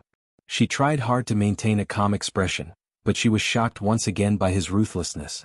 Suddenly realizing something, she questioned in astonishment, Fourth uncle, are you following me? She had purposely chosen a secluded place for her meeting with Aaron, where there was hardly anyone within a few miles. Unless he had sent someone to follow her deliberately, he would not. It was terrifying to think about it. This man was indeed a sly old fox. Him following her clearly showed that he did not trust her. I'm following you. He did not deny it. That's because I'm worried. If anything happens to you, it'll hinder me. Mu Wanru, I'm warning you. If you hinder me in the slightest, I'll get rid of you. Do you understand? Mu Wanru's lips trembled in shock. In the rearview mirror, her face was frighteningly pale. When she thought of Alan's miserable death, she felt an inexplicable sadness and pain in her heart. In fact, she still had some conscience at least. Aaron truly loved her and was even willing to betray Mu Yaja for her. Alan's persistent and solemn words still echoed in her ears, saying that he would take her far away and give her a stable and peaceful life. However, in the blink of an eye, his pitiful look flashed before her eyes. Feeling uncomfortable all over, she covered her mouth in grief. I must speed up my plan. Chapter 844. When this old thing hands over the Mu family's power, you'll still act according to my plan. Do you understand? His tone was firm and did not give her any room to resist. Mu Wanru only replied, I understand. Recalling something, she cautiously asked, Fourth uncle, you promised me that you'll get rid of Yun Shishir and Yun Tianyu. You don't have to ask about this matter. Even if you don't ask, I'll get rid of them. Mu Wanru's heart finally settled at his words. Mu Lianjue gave a few more instructions before hanging up the call. Mu Wanru stared ahead in a daze. Her hand loosened and the phone slipped onto the seat. Now she suddenly felt a little paranoid. The man's words just now made her hair stand on end. She felt that every passerby in this huge downtown area was someone he had sent to tail her. Mu Wanru gritted her teeth, held the steering wheel, stepped on the accelerator and sped away. After 2 days of being on the drip, Yun Shirshir's fever was almost gone. When she woke up in the morning, Mushi had already prepared porridge and sent it over. Yu was by her bedside. He had been accompanying her in the hospital for the past 2 days. Seeing that she had woken up, he hurried over and placed his small hand on her forehead. When her fever finally subsided, a gratified smile appeared on his face. "Mommy, your fever is finally gone." Yun Shirshir's lips were dry. She opened her mouth, but a hoarse voice came out.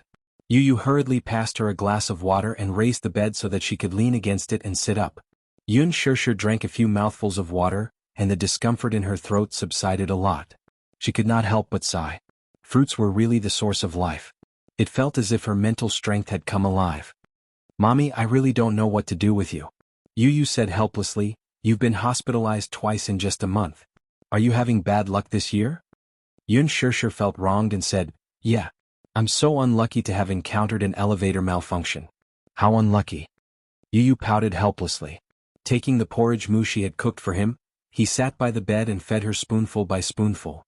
Yun Shirshir had a lot of feelings in her heart. On the first night in the hospital, although she was unconscious, she could still feel that Yu had gotten up in the middle of the night to cover her with a blanket. It was better to sweat more when one had a fever. And when she felt hot, sometimes she couldn't take it anymore, so she kicked off the quilt. Yu patiently got up and covered her up again for the next 2 days. Even Mushi sighed. It was a great blessing to have such a filial son. Yun Shirshir was well aware of this. Hence, when she looked at Yu, the guilt in her heart almost overwhelmed her. Seeing the unconcealable guilt on her face, Yu pretended to be relaxed and said, "Mommy, what's with that look?" "Yu, it must be hard for you to take care of Mommy like this." "Of course. Mommy always kicks off the quilt at night. This is a terrible habit. You're sick now, yet you don't know your place. You must not have slept well these 2 days, right?" Yun Shirshir was about to cry from self-reproach. How could she be so lousy? How could she let her son worry about her all the time? This feeling was terrible. "I didn't sleep well." "Well, that's why I'm a little sleepy now," Yu said as he rubbed his eyes. He indeed did not sleep well these few nights. Chapter 845. "If you're tired, let's sleep for a while more, okay?" Yu wants to sleep with Mommy. Yun Shirshir immediately carried him to the bed, covered him with the blanket and hugged him. Yu nestled in her arms. When his little hand touched her skin, it was wet and sticky. He couldn't help but frown in disgust. "Mommy, you're sweating so much. Stinks." Yun Shirshir pretended to be wronged and said, "Baby, you actually think Mommy stinks? Why would you dislike stinky Mommy?" As he spoke, he yawned. Little Munchkin couldn't take it anymore. He didn't tell Yun Shirshir that he hadn't slept properly for 2 days and 2 nights. Other than worrying about her, he was afraid that she would kick the blanket and catch a cold. Of course, this was only part of the reason. The main reason was that he was thinking about something. As for what it was, he naturally wouldn't mention it to Yun Shirshir. Hence, he didn't sleep well. Hence, when his head hit the pillow, he fell asleep very quickly and let out a sweet snoring sound. In the past, he would always sleep quietly. Even his breathing was so soft that it was almost inaudible. However, at this moment, perhaps he was really tired. Even his breathing was a little heavy when he slept. Yun Shirshir's heart ached as she hugged him tighter. She also fell asleep peacefully with him in her arms. The two of them didn't wake up until nighttime. Hence, when Mu Yaja carried Xiao Yichen into the ward, he frowned slightly when he saw Yun Shirshir and Yu sleeping in each other's arms. It was almost nighttime. Why weren't they awake yet? The ward wasn't air-conditioned and there was no fan. Only a small window was open for ventilation. Although the summer was over, the weather was still hot. There was no air conditioning in the ward, and they were still wrapped in blankets. Hence, when Mu Yaja walked to the bedside, he saw that Yun Shirshir's forehead was covered in sweat. It was obvious that he had perspired a lot. Yu was no exception.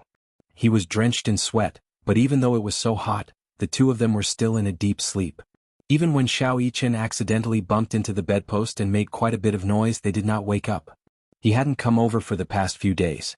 Now that the heavy work on his hands had temporarily come to an end, he pushed everything aside. Little Ichin was also clamoring for his mommy, so he brought him along. Muyaja walked to the bedside and sat down. He reached out his hand and touched her forehead. She had sweated so much and had been on the drip for the past 2 days. Naturally, her fever had subsided. He was happy to see her recover from her illness. This woman was really troublesome. She had entered the palace twice just to film a movie. There was nothing he could do about her. Yun Shirshir was awakened by his movements. She opened her eyes slightly. When her vision cleared, she saw that it was him. Her eyes widened and she immediately said in a hoarse voice, "You're here?" The moment she spoke, little Munchkin in her arms woke up as well. He seemed to be still sleepy as he rubbed his eyes in a daze. His sleepy eyes widened slightly. When he saw that it was Muyaja, he was stunned for a moment before calling out softly, "Daddy." Muyaja pulled him into his arms and gently stroked his messy hair. "You've been accompanying me in the hospital for the past few days. Did you not sleep well?" Yu nodded and yawned loudly. "I'm awake," he said in a childish voice. From afternoon to night, he had slept for a total of 7 hours. It was time to wake up. Chapter 846. He wondered if he would be able to sleep at night if he slept like this. Yu saw the smile on his father's face and seemed to be infected by his smile. He couldn't help but smile as well. For the father and son pair who had always been at each other's throats, this was probably the warmest and most harmonious scene in history. Yu seemed to have accepted him from the bottom of his heart and no longer resisted his touch. He even called him daddy willingly. In the past, if it weren't for Muyaja's threats, he wouldn't have called him daddy. "Yu, can you do your brother a favor?" Xiao Yiqin suddenly came over shamelessly with a fawning smile on his face. Yu glanced at him and saw the fawning smile on his face. He didn't have to think twice to know that he had a favor to ask of him. His elder brother had a favor to ask of him, but he couldn't possibly agree so quickly, could he? Hence, Yu pouted and said, "I'm not helping you." "Why?" Xiao Yiqin pouted pitifully and said, "Actually, the favor I'm asking of you is really a small matter for you. It's a piece of cake for you. I can't help you for free." Yu suddenly rubbed his flat stomach and rolled his eyes. He smiled mischievously and said, "How about this? You treat me to a big meal and I'll help you." "Big meal? Wasn't that a small matter?" Xiao Yiqin agreed immediately. "Okay, it's a deal then. Okay, tell me, what do you need help with?" Hee. Xiao Yiqin smiled and passed the arithmetic book in his hand to him. "There are a few questions that I need your help with." Yun Shirshir was so amused that she laughed out loud. These two little fellows were really too interesting. Muyaja's expression froze for a moment. How could he say that he felt embarrassed? As the older brother, he had to ask his younger brother for some simple arithmetic questions? Yu's lips twitched as he took the arithmetic book from his brother's hand. Although it was just a few questions, when he opened the book, he saw that it was full of multiplication and division. In addition to the arithmetic book, there were more than 10 English translation questions. Xiao Yiqin went to Allen Bell Bilingual Kindergarten. Although it was a kindergarten, the teaching style was very strict. The school insisted on letting the children win at the starting line. They had already started to learn some questions that were only taught in primary school. Therefore, most kindergartens only to count, addition and subtraction, addition and subtraction. Subtraction and multiplication and division were taught. This was difficult for little Yichen. He rubbed his head for a long time and only felt a splitting headache. As for addition and subtraction, it was fortunate that he could count them one by one with his fingers. But when it came to multiplication and division, even if you counted your toes, you wouldn't be able to do it. Little Yichen grumbled, "I hate math the most. It's not fun at all to do. You're so stupid. These questions are so easy but you can't even solve them." If Xiao Yichen saw you use usual extracurricular exercises, he would probably collapse at the desk and foam at the mouth. Xiao Yichen seemed to understand the disdain in Yu's eyes. He held his heart in pain and said, "Brother, you despise me. That's for sure." "Sob," Xiao Yichen cried as he collapsed on the sofa. Yu took the exercise book and scanned through the questions. It was so simple that it made one's hair stand on end. Xiao Yichen eagerly handed over a pen. However, he did not expect Yu to take the pen from him and fill in the answers almost immediately after reading the questions. Chapter 847. Xiao Yichen felt that in the blink of an eye, Yu had already thrown the neatly filled arithmetic book to him. "I'm done."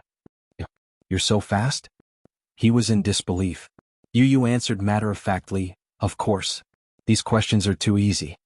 Xiao Yichen's eyes went blank for a moment before he hurriedly flipped through the book to see if he had just filled in the answers half-heartedly. However, he casually picked a few answers and checked them with much effort. They were all correct. For a moment, Xiao Yichen could not believe his eyes. He felt that Yun Qianyo's calculation speed was unbelievable. How did he do it? How did he finish it so quickly? Xiao Yichen passed the English book to him. There were only a few translation questions left. Yu gave him a look of disdain before he swept through the questions like a whirlwind. Xiao Yichen's mouth was so wide open that 2 eggs could be stuffed in it. Yu reached out to lift his chin and manually closed his mouth. I'm done. That's amazing. Xiao Yichen exclaimed from the bottom of his heart in disbelief. He was waiting for Yu to be trapped by these annoying questions so that he could embarrass him. In the end, he finished it so quickly. He did not even know if it took him more than 5 minutes to finish it. Do you think I'm Yu? Yu looked proud. Despite his disdainful words, Xiao Yichen's praise was very pleasing to his ears. He raised his chin proudly. You're so good? Yun Shishir was also stunned by the speed at which he swept through the questions. She did not know that her precious son was so good at studying. Of course. Yu's little tail wagged. I'm much smarter than Xiao Yichen. Yes. Little brother, you're so smart. I spent half a day trying to solve these questions, but you finished them in just a few minutes. You're amazing. Xiao Yichen complimented him again. Yu felt as if she was floating in the air and was about to fly into the sky. Muyaja pulled him down in time. Are you hungry? Yes. Yu nodded. I'm starving. I haven't even had dinner yet. Muyaja glanced at Yun Shishir with some resentment. Yun Shishir immediately raised her hands in surrender. I was wrong. I didn't take good care of Yu. Sob. Mommy, you know it too. As for me, I don't need you to take care of me. You just need to take care of yourself. Yu snorted, but there was a gentle and doting smile on her face. Xiao Yichen hooked his arm around his shoulder and patted his chest. Let's go. Big brother will treat you to a big meal. Thus, the 2 little guys went out to have fun with their arms around each other's shoulders. Yun Shishir was so amused that she rolled over on the bed and laughed. How did she give birth to these 2 clowns? One looked cold and aloof on the surface but was actually a little joker. The other looked gentle and refined on the surface, but was actually a big tsundere. Muyaja sat on the bed and hugged the lazy and cute little woman in his arms. He saw that her body under the hospital gown was covered in sweat. She must have perspired a lot. This woman probably hadn't showered for 2 days. Yun Shishir suddenly calmed down when he hugged her like this. They hadn't seen each other for a few days, but she could easily feel the deep emotions in his cold and deep eyes. They were surging and intertwining in the dark. No matter how stupid she was, it wasn't difficult for her to see that the man was trying hard to suppress something at this moment. Chapter 848. Muyaja lowered his gaze and looked at the little woman in his arms, who was like a lazy cat. His eyes darkened as he swept his gaze downwards. She was wearing a hospital gown with the collar slightly open. At a glance, one could see the great view hidden under the hospital gown. The man's gaze deepened slightly. He reached out and lifted her collar. Yun Shishir immediately slapped his hand away and said, not knowing whether to laugh or cry, "What are you doing? Don't peek. I haven't seen that part of your body," the man said righteously. Yun Shishir was annoyed. Muyaja. How many days have you not showered? Oh. Yun Shishir's face turned redder as she said awkwardly, "It's been 2 days. Then." Muyaja paused. He suddenly got up and carried her in a princess carry. Lowering his head, he breathed in her fragrance. "Let's shower together." She widened her eyes abruptly and wanted to push him away in embarrassment. Her face was burning. No. Why not? She shook her head and pursed her lips. Her face was so red that it looked as if blood could drip out. Yu and Yichen come back and see this, it won't be good. They won't be back for a while. Muyaja said with certainty, an unfathomable smile on his face. Yun Shishir was stunned. At first she was still a little confused. However, when she saw the deep smile in his eyes, she suddenly understood. Muyaja must have colluded with Xiao Yichen. Xiao Yichen must have taken Yu away under Muyaja's instructions to create private space for him. She angrily said, "Great. You and your father actually colluded in secret." Before she could finish her words, Muyaja lowered his head and kissed her lips, stopping her from speaking. Yun Shishir was startled by the sudden kiss. The man's kiss was urgent and deep. He hadn't touched her for a few days, and every part of his body was constantly missing her, clamoring for her. He couldn't control himself no matter how hard he tried. After all, he hadn't touched her for a long time, so his kissing skills were a little rough and clumsy. There were a few times when their lips touched and it hurt her. Yun Shirshir groaned in pain. She clenched her fists and punched his muscular shoulders in protest. However, her insignificant protest was naturally ignored by him. He carried her into the bathroom and put her down. Yun Shirshir wanted to run away as soon as she could. But would he give her this chance? That was obviously impossible. He grabbed her back and pressed her against the wall. His tall body leaned forward and easily trapped her in this weak world. The man leaned his head against her forehead and pressed it against the tip of her nose. His voice was so gentle that it seemed like it could drip water. "I miss you." He missed her very much. His clear and mellow breath brushed against her ear, burning her cheeks red. Yun Shirshir shyly turned her face away. His hazy and hoarse mumbling was extremely magnetic, yet it could make one's heart skip a beat without warning. The man grabbed her chin and forced her to meet his gaze. "Did you miss me?" He questioned her directly, but it made her face even hotter. How could this man be so evil? "No," Yun Shirshir said stubbornly, avoiding his gaze. Muyaja was naturally dissatisfied with this answer. His hand gently pinched her waist, which was no match for his. Coincidentally, he grasped her sensitive spot. Yun Shirshir let out a weak moan as she was at a loss of what to do. Chapter 849. Muyaja's tall and slender body pressed against her, not giving her any way out. He asked again, "Did you miss me, HM?" "Yes, yes." Yun Shirshir saw his dark eyes and did not dare to provoke him, so she told him the truth. However, her face was already unbelievably red. Muyaja, however, was very satisfied with her reaction. He could not help but lightly touch her alluring red lips. As if he could not get enough of this delicacy with a single kiss, he pressed his cold, thin lips against hers. The tip of his tongue gently traced the shape of her lips, tasting her sweetness. He repeatedly touched her lips like a dragonfly skimming the surface of the water, kissing her lips clean. He pressed his lips against hers and asked again, "What did you miss about me?" Yun Shirshir looked up shyly, but her eyes met with his dark eyes. There was no need to hide the depth in his eyes. "Muyaja, stop fooling around. It won't be good if the babies come back and see us." She didn't even dare to think about it. What if Yu and Xiao Chen suddenly came back and saw this scene that was inappropriate for children? Aya? Yun Shirshir only felt ashamed. Her face was so hot that it looked like it was about to bleed. Just thinking about it made her so embarrassed that she wanted to hide in a hole. "You don't have to care about them. Care about me first, HM?" The man naturally wouldn't allow her to evade the topic. Holding her delicate chin, he couldn't help but kiss her delicate jade-like neck. She couldn't help but groan. She completely lost control and immediately bit her lips hard to control herself from making a sound. Her deliberate suppression made him unhappy. His muscular and tall body, which was unique to men, came close to her. "Not going to say it, HM?" His voice was deep and magnetic. Her heart skipped a beat. For a moment, she even lost control of her breathing and felt suffocated. "Shirshir, tell me, what did you miss about me? I want to hear it." Muyaja kissed her ear and sucked on her round earlobe. Like an electric shock, it spread through her limbs and bones, making her feel numb. How could this man be so vile? Yun Shirshir, on the other hand, was like a rebellious young girl. Whatever he wanted to hear, she would not say. The man finally lost his patience. With one hand on her shoulder, he impatiently tore her hospital gown apart, revealing her snow-white, delicate shoulders and her seductive, jade-like collarbones. At first, Yun Shirshir still struggled. However, the man was really anxious. Not allowing her to resist, he lifted her body up. She was so thin that the man's strong arm could support her steadily. From now on, he was the master of the world. His large palm brushed past. She continued to play with him. Yun Shirshir's delicate brows furrowed slightly. In the blink of an eye, everything was under his control. Muyaja hurriedly penetrated her in this position. In the bathroom, there was a scene that made people blush and their hearts beat faster. After a long time, Yun Shirshir was exhausted. He was so tired that he couldn't even move a finger. She allowed the man to put her into the bathtub. At this point, she couldn't help but sigh at how luxurious this ward was. The bathtub was wide and deep. It was big enough for two people to enter completely. Muyaja squeezed a few drops of essential oil into the bathtub. After a while, the large bathroom was filled with a fragrance. Chapter 850. He turned on the shower and allowed the warm water to splash on their bodies.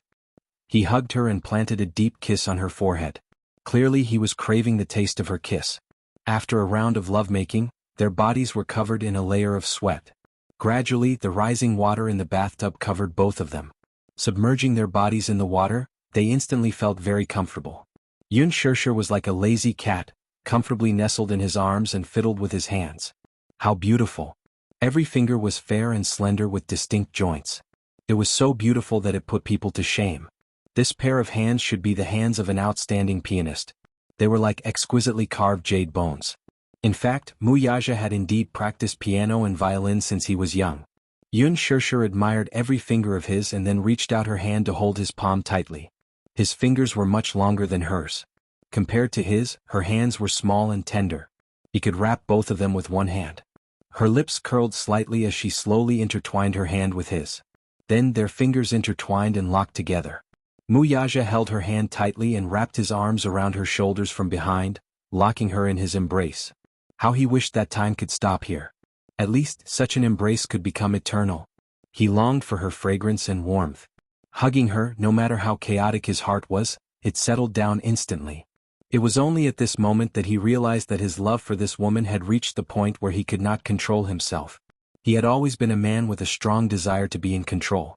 No matter what, he wanted to be in control of the situation. He did not like the feeling of being controlled. No matter how big or small, he wanted to be the master of everything. However, he seemed to lose his sense of propriety every time he was in front of this woman. It turned out that he had already reached such a stage for her. He still remembered that day when Yun Tianyu asked him righteously, "Do you like my mommy?" He thought that he could give a perfect answer to this question now. Love. It was not liking but love. Liking someone was a joy at first sight, but love was hard to separate. At first he didn't understand. What was love? What did marriage mean? As a result, he felt at a loss. But now he had found the answer from this woman. She had undoubtedly become his weak spot. His reverse scale. One had to know that with his status, he shouldn't be overly concerned about anything or anyone. It was easy to be threatened by the enemy. His current position was high and lonely. If there were any burdens, they would undoubtedly become his burden. However, towards her, he was willing to shoulder it. Love? Yun Shirshir didn't hear him clearly at first. She asked him in surprise, "What did you just say?" "Nothing." Muyaja's thin lips slightly hooked, pinched her chin and kissed her lips. Yun Shirshir raised her head and responded to the kiss. Just as she stuck out her delicate tongue, it was accurately captured by him. He gently bit the tip of her tongue. It was tender just like a top-notch delicacy. His hands began to wander around her body. It was obvious that he was not satisfied with what he had just done. Chapter 851. Every time he touched her, she would feel a sense of extreme sensitivity. Every time his slender fingers brushed past, clusters of flames would be ignited. She couldn't stop trembling in his arms. The temperature in the bathroom suddenly rose. The water vapor filled the air, so much so that she felt like she was going to suffocate under his lingering kiss. He wanted to go deeper, but she quickly stopped him. The man looked confused and asked, "Why, you don't want to? Why are you so energetic?" Yun Shirshir complained, "Spare me, I can't take it anymore." Muyaja raised his eyebrows and suddenly smiled wickedly. He stared at her little face with a mischievous gaze and let out an ambiguous breath. "You can't take it anymore? It seems like you should train harder." He only wanted her once and she said she couldn't take it anymore. This woman should strengthen her physical strength. He didn't mind exercising more with her. The ambiguity in the man's words was obvious. She didn't know if it was because of the temperature of the water or because of his overly mischievous words, but her face became even hotter. "Stop fooling around. Who asked you to be so seductive?" Muyaja pushed the blame to her. Under his big palm's caress, she was like a budding flower, blooming under his body little by little. Muyaja sat her on top of him. Most of the time, he liked to admire the shy and seductive look on this little woman's face when they were in love. It was very seductive. Yun Shirshir was so embarrassed that she wanted to die. She wriggled and struggled several times, but it had the opposite effect and made him even more unable to control himself. He had always liked to take the initiative. Therefore, if he wanted, could she escape? Therefore, in this vast world he once again possessed her. Charming and gentle, a wave of heat swept through. The rising temperature also made the two people immersed in it climb to the peak of brilliance. When Yun Shirshir was once again pressed under his body, in a position that would cause people to have wild and fanciful thoughts, she could not help thinking angrily, "This is really a very vile man." After she gave in, she was completely powerless to move. She lay limp under his body and let the warm water submerge her. After flirting with her, even when she opened her eyes, she looked extremely lazy. The seductive look on her face was extremely seductive. He was still full of energy and looked like he wouldn't restrain himself even if he fought for a few more rounds. However, she was completely out of strength. She might as well just end it like this. She weakly nestled in his arms, allowing him to clean her body. He took the shampoo and rubbed it on her head, washing it carefully for her. It seemed that this was not the first time he had served someone. However, she was the only one who could make him lower himself to serve her. However, this was his first time washing someone's hair. He had never treated Xiao Yichen so seriously before. Although she had just recovered from her illness, Yun Shusher's head still hurt faintly. Therefore, he deliberately massaged the acupuncture points on her head. The massage was just right, making her so comfortable that she couldn't help but relax her brows. It's so comfortable. Yun Shusher couldn't help but smile. She was obviously enjoying it very much. Mu Yaja couldn't help but laugh. This little woman knew how to enjoy herself. After that, he helped her clean the bubbles on her body and took a towel to wipe her. Chapter 852. After wiping her clean, he even helped her put on her clothes. Yun Shusher couldn't help but have an illusion. It was as if she was the Honorable Empress Dowager. And the rumored great executive officer Mu, who was swift and decisive with a wave of his hand, had turned into a loyal and devoted servant. Thinking of this, she was amused by her own thoughts and couldn't help but laugh out loud. Mu Yaja gently scratched her nose. "Stupid woman, what are you laughing at?" "Nothing." Yun Shusher quickly stopped laughing. She couldn't let him know what she was thinking. Otherwise he would torture her to death. Mu Yaja glanced at her. From her mischievous gaze, he didn't need to think much to know that she was probably cursing something again. He smiled and couldn't help but peck her cheek. He couldn't help but chide her in his heart. This little woman who made people love and hate her. There was a hairdryer in the bathroom, so he carried her in his arms and dried her hair strand by strand. Yun Shusher was secretly happy. This man usually looked cold, arrogant, and unapproachable, but most of the time in front of her, he was very patient. Her heart was filled with emotions. Such special treatment made her feel extremely satisfied. He carried her all the way back to the bed. Yun Shusher quickly asked, "When can I be discharged?" "You want to be discharged?" Mu Yaja glanced at her. Yun Shusher nodded vigorously. "Yes, of course I want to. After lying in the hospital for 2 days, I'm going to rot. If I continue lying down, I feel that my limbs are going to degenerate. Your fever has just subsided.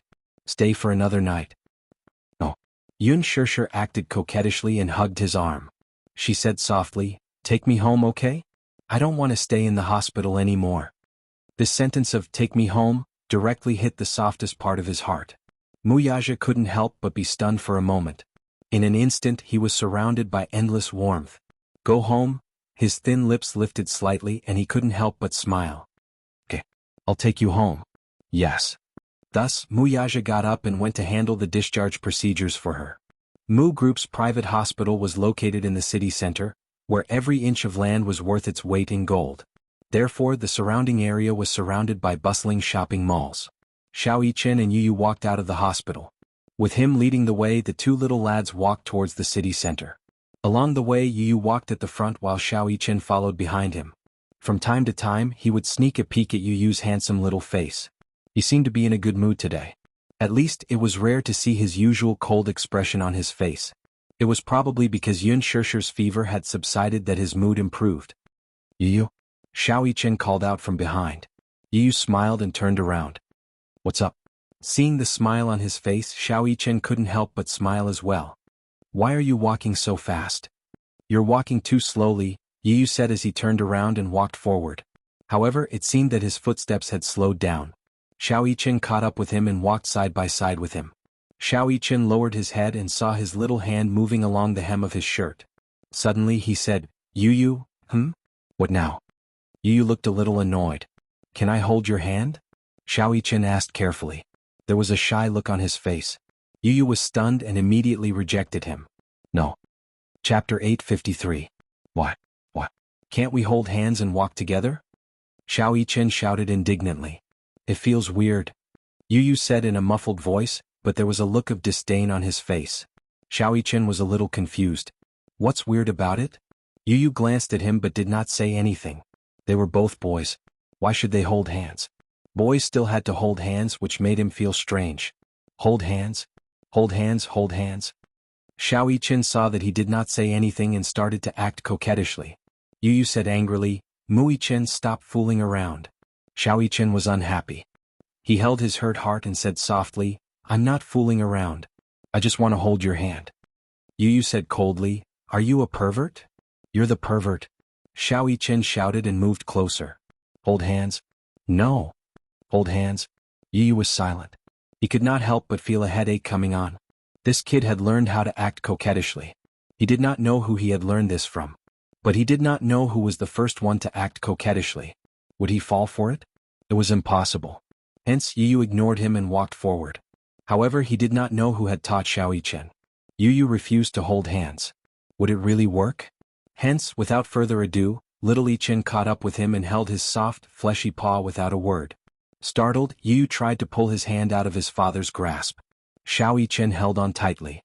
The more he struggled, the tighter he held on. Yu Yu was impatient and said coldly, "Mu Yichen, let go." "No. If you don't, I'll bite you." He could be shameless, but he could also be unreasonable. Xiao Yichen wasn't afraid at all. He taunted, "I won't let go even if you bite me." Back then, when they were high up in the sky on the Ferris wheel, he had held onto her hand tightly. Even when it was on the verge of dislocation, even at the very last moment, he had refused to let go. Even if he was bitten, he wouldn't let go. She just wanted to hold his hand. Yu Yu saw the determination on his face and gave up struggling. Biting him was just to scare him. But this kid wasn't scared at all. This was inevitable. He had been training in the special forces since he was young and had experienced all kinds of things. Naturally, he was not afraid of anything. Xiao Yichen got what he wanted. He held his hand tightly and walked side by side with him. His hand was a size bigger than Yu Yu's, so naturally he was able to hold Yu Yu's little paws in his palm. His hand was so soft. Xiao Yichen couldn't help but pinch his palm. He had a ragdoll cat in the Mu residence. When he was bored, he liked to hold the cat in his arms and pinch its paws. However, Yu Yu's little hand felt better than the cat's paws. It was warm, soft, and extremely cute. Yu Yu's palms, on the other hand, were sensitive and ticklish. Seeing him pinch them, they shrank back a little. Thus, she glared at him, hinting at him to stop before he went too far. Letting him hold her little hand was already a big concession from him. Xiao Yichen understood the warning in his eyes and stopped pinching him. "Yu Yu, what do you want to eat?" "I don't know. Let's walk around and see." He didn't know what he wanted to eat. Now that he was starving, he wasn't as hungry as he was in the hospital. Chapter 854. Yu Yu shook his head. "I'm sick of it." "Do you eat it every day?" "I can cook it myself." Yu Yu thought to himself. These Western restaurants were so ostentatious, but the Western food they made was not authentic at all. Furthermore, he often cooked Western food at home. The standards of these Western restaurants were not as good as his. Compared to Western food, he was more interested in Chinese food. Xiao Yichen licked his lips and said, "I'm a little hungry too. Actually, I quite like pizza." "Pizza tastes terrible," Yu Yu said mercilessly. "I don't like pizza." Xiao Yichen was silent for a moment, but he let him be. "Okay, let's go find something you like to eat." He smiled gently, but he did not hide the affection in his eyes. Yu Yu looked at him and his heart skipped a beat. He thought that this kid would insist on choosing a restaurant that he liked. He did not expect that he would let him choose. It seemed that this older brother was quite tolerant of him. With that thought, he continued to walk forward. Little Yichen held his brother's hand as they browsed the entire way. Although he did not see a restaurant that Yu Yu wanted to eat at, he still enjoyed this aimless stroll. The two little guys suddenly passed by a grilled fish restaurant. Yu Yu walked to the entrance and could not walk any further. He sniffed and smelled the aroma from the restaurant. It was really mouth-watering. Xiao Yichen could not help but be deeply attracted by the aroma. He could not help but lean forward. "Yu Yu, shall we eat grilled fish?" "Okay." Yu Yu licked his lips. He had never eaten grilled fish before, but the aroma was really tempting. It should be delicious, right? With that thought, he let Xiao Yichen lead him into the restaurant. When they stepped into the restaurant, the greeter at the entrance saw the two little guys walk in. The smile on his face froze and his body froze. These two little munchkins are so cute. They were pink and tender, just like two soft and cute glutinous rice balls. The two little munchkins were wearing shirts and suspenders of the same style, looking like elegant little gentlemen. But, was it just the two of them? Where are their parents? The usher looked behind them. Yu Yu said, "Hello, both of you." "Two?" The usher was a little surprised.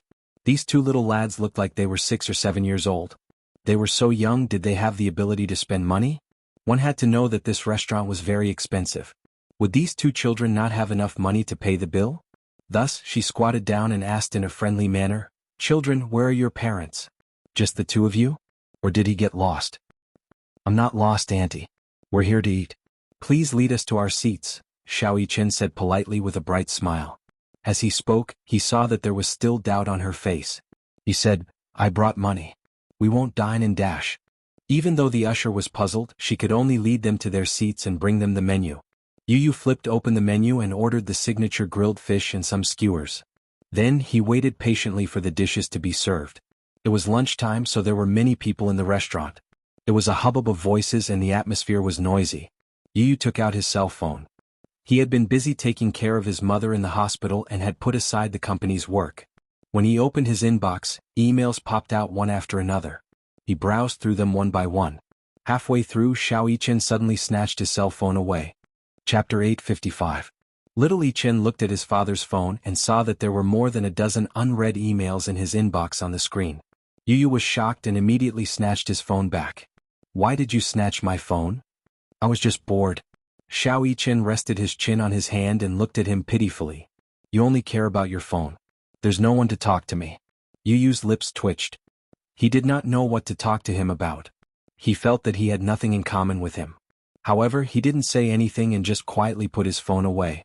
No matter how important the matter was, it was not urgent to deal with it after dinner. Thus, the two of them just stared at each other like that. Xiao Yichen looked out of the window and saw people walking to and fro on the street. At this time, many people were strolling on the street. Suddenly, he saw two children playing, chasing each other, and fooling around not far away. He stared at them for a long time until the children disappeared from his sight. Then he sighed sadly. Suddenly, he thought of something. He looked up and asked excitedly, "Where are we going after dinner?" "Back to the hospital." Yu's reply was concise. "Ah." Xiao Yichen dragged out the last syllable in disappointment. He held his head and looked disappointed. Compared to him, Yu was more like a mature and steady veteran. He said concisely, "After dinner, we'll go back to the hospital to accompany Mommy." "But I want to go shopping," he said. "It's rare for me to go out. I don't want to rush back." "Where do you want to go?" "The amusement park." Xiao Yichen said, his eyes clear and bright. He thought about the last time he was in Tonghua Valley. He did not have enough fun and still wanted to go back. He did not have time to go on many rides and felt a little regretful. Yu frowned and reminded him in a low voice, "Mu Yichen, look at the time. The amusement park is closed a long time ago." "Oh." Xiao Yichen sighed dejectedly. Yu held his forehead. This kid was really a child. But when he thought about it, it made sense. After all, Mu Yichen was at the age where he was playful. Presumably, he rarely had the chance to go out. Mu Yaja was busy with work and rarely had free time. Therefore, he was afraid that he had neglected him, so he rarely went out. Therefore, he did not want to rush home. With that thought in mind, Yu said, "If we're done eating, shall we go watch a movie?" "Sure." Xiao Yichen nodded happily. "Are there any good movies recently?" "Yes, there is one." Yu said, "Have you seen Zootopia?" "No." "It's an interesting movie. I'll watch it with you," Yu said. Xiao Yichen nodded. "Okay." Yu smiled and picked up her phone to book the tickets online. This movie had been very popular recently, and it was hard to get a single ticket. Therefore, at this moment he could only buy a seat at the back. After booking the tickets, the dishes were quickly served. The grilled fish was fragrant. Together with the skewers, it looked very tempting. Xiao Yichen was already drooling. He eagerly picked up a grilled chicken wing and took a bite. Yu said, "Don't eat the tip of the wing." "What?" Xiao Yichen blinked and stared at him with a puzzled expression. "Because the tip of the wing contains toxins. The tip of the wing is equivalent to the lymph nodes of the human body. It's where the toxins are expelled." Xiao Yichen was stunned when he heard that. Chapter 856. "I realize that you know quite a lot." Xiao Yichen was a little surprised. "You seem to know everything." "Every time I cook braised chicken wings, I cut off the tip of the wings," Yu said. When he cooked, he paid more attention to these things. He knew what he could not eat and what was good for his body. Because he had an allergic constitution, he had to pay special attention to these things. His mother also had some things that she could not eat and had to abstain from. Therefore, he paid more attention to these things. Yu had just finished a grilled sausage when he suddenly saw a few waiters staring at them from the corner of his eye. He furrowed his brows and looked a little unhappy. Xiao Yichen followed his gaze and saw a few waiters looking at their table from time to time. He was a little puzzled. You, these waiters are so pitiful. Why do you say that? Xiao Yichen said sadly, look, they keep staring at us. They must be hungry. Yu was speechless. Idiot, they're afraid that we won't have the money to pay and run away. That's too petty. Xiao Yichen suddenly opened his school bag and took out a bulging wallet. He placed it on the table. Yu's eyes twitched violently. What are you doing? I'll pay first so that they won't be on guard. As he spoke, he called the waiter over. The waiter immediately rushed over. How can I help you, my friends? I'll pay the bill. The waiter was stunned. Xiao Yichen raised his eyebrows slightly. I'll pay the bill. The waiter immediately brought the bill. The total is 350 yuan. Xiao Yichen nodded and opened his wallet. In an instant, it was as if a golden light was shining. There were rows of cards in his black wallet, and there was a huge stack of cash in between them. At a glance, there were roughly a few thousand yuan. It was shocking. This child, he was a little rich. To think that they were worried that these two children would not have the money to pay the bill. It seemed that they had worried too much. Xiao Yichen took out 400 yuan and asked them to give him the change. When the waiter brought the change over, his expression had already changed. He was already looking at these two little fellows in a new light. Xiao Yichen raised his eyebrows slightly and said in a slightly dissatisfied tone, so you don't have to be wary of us eating and dashing anymore?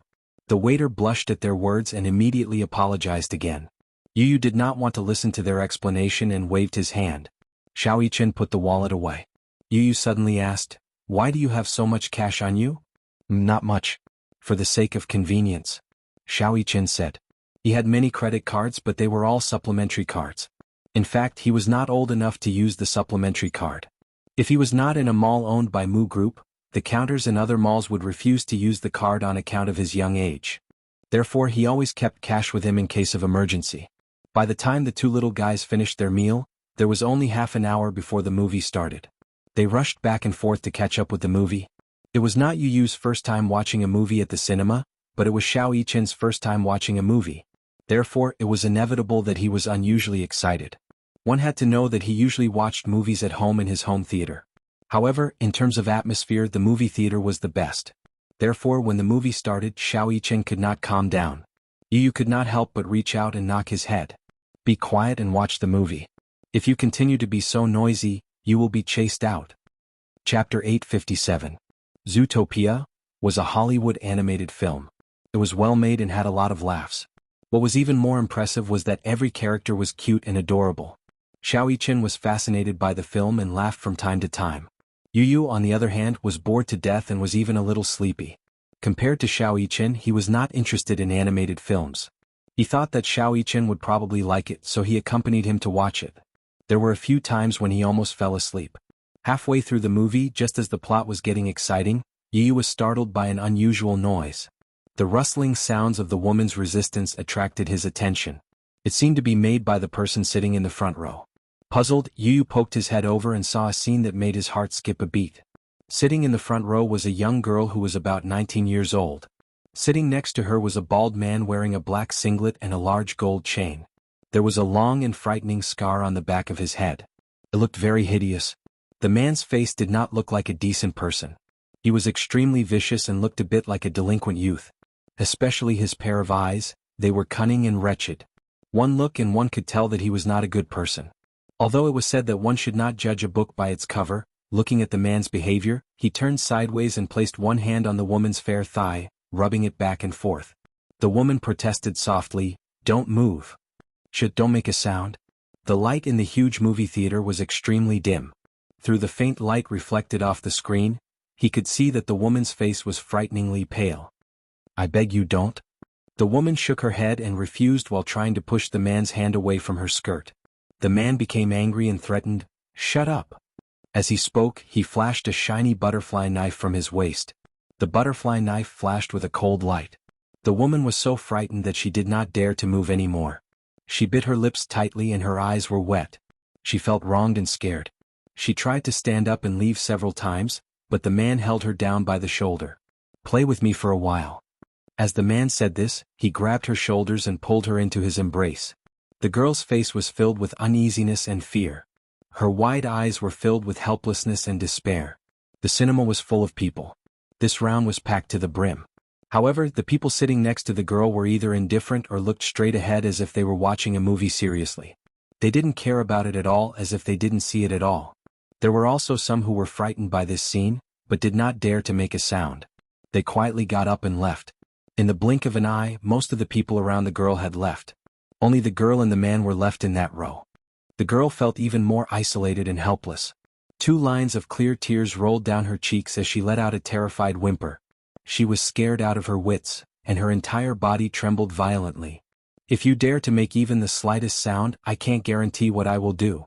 Behave yourself. The man threatened as he reached his hand into her chest. From time to time, the girl would let out a flustered groan and close her eyes in shame and helplessness. Is this sexual harassment? A phrase suddenly appeared in Yu Yu's mind. He despised this kind of behavior. Chapter 858. However, there was nothing he could do. After all, the man had a butterfly knife on him and was a dangerous person. Yu Yu was contemplating whether he should call the police or report this to the security guards. Xiao Yichen noticed this as well. He stuck his head out and clasped his hands on the back of the chair in front of him. His face was a little angry. Before Yu Yu could stop him, he suddenly spoke. "Uncle, what are you doing?" The man jumped in shock and turned around. When he saw that it was a young child, he glared at him fiercely. "Get lost. Uncle is busy. Don't disturb me." Xiao Yichen wanted to say something, but Yu Yu immediately grabbed his shoulders. "Are you crazy? What's wrong?" "He has a knife on him. Don't cause trouble. He's a bad guy. He's bullying that girl. This has nothing to do with you, right?" Yu Yu frowned slightly. Although he couldn't stand it, they were still children. They were defenseless and weak. There should be a limit to their bravery. Xiao Yichen asked, "What if the girl sitting there is mommy?" Yu Yu was stunned by this question. Xiao Yichen said, "Yu Yu, don't worry. I won't do anything dangerous." Yu Yu's heart skipped a beat. Wasn't this dangerous? The man had a knife on him. If there was a conflict, the knife would be merciless. Wasn't he afraid? While he was still in a daze, Xiao Yichen stood up and walked to the front row.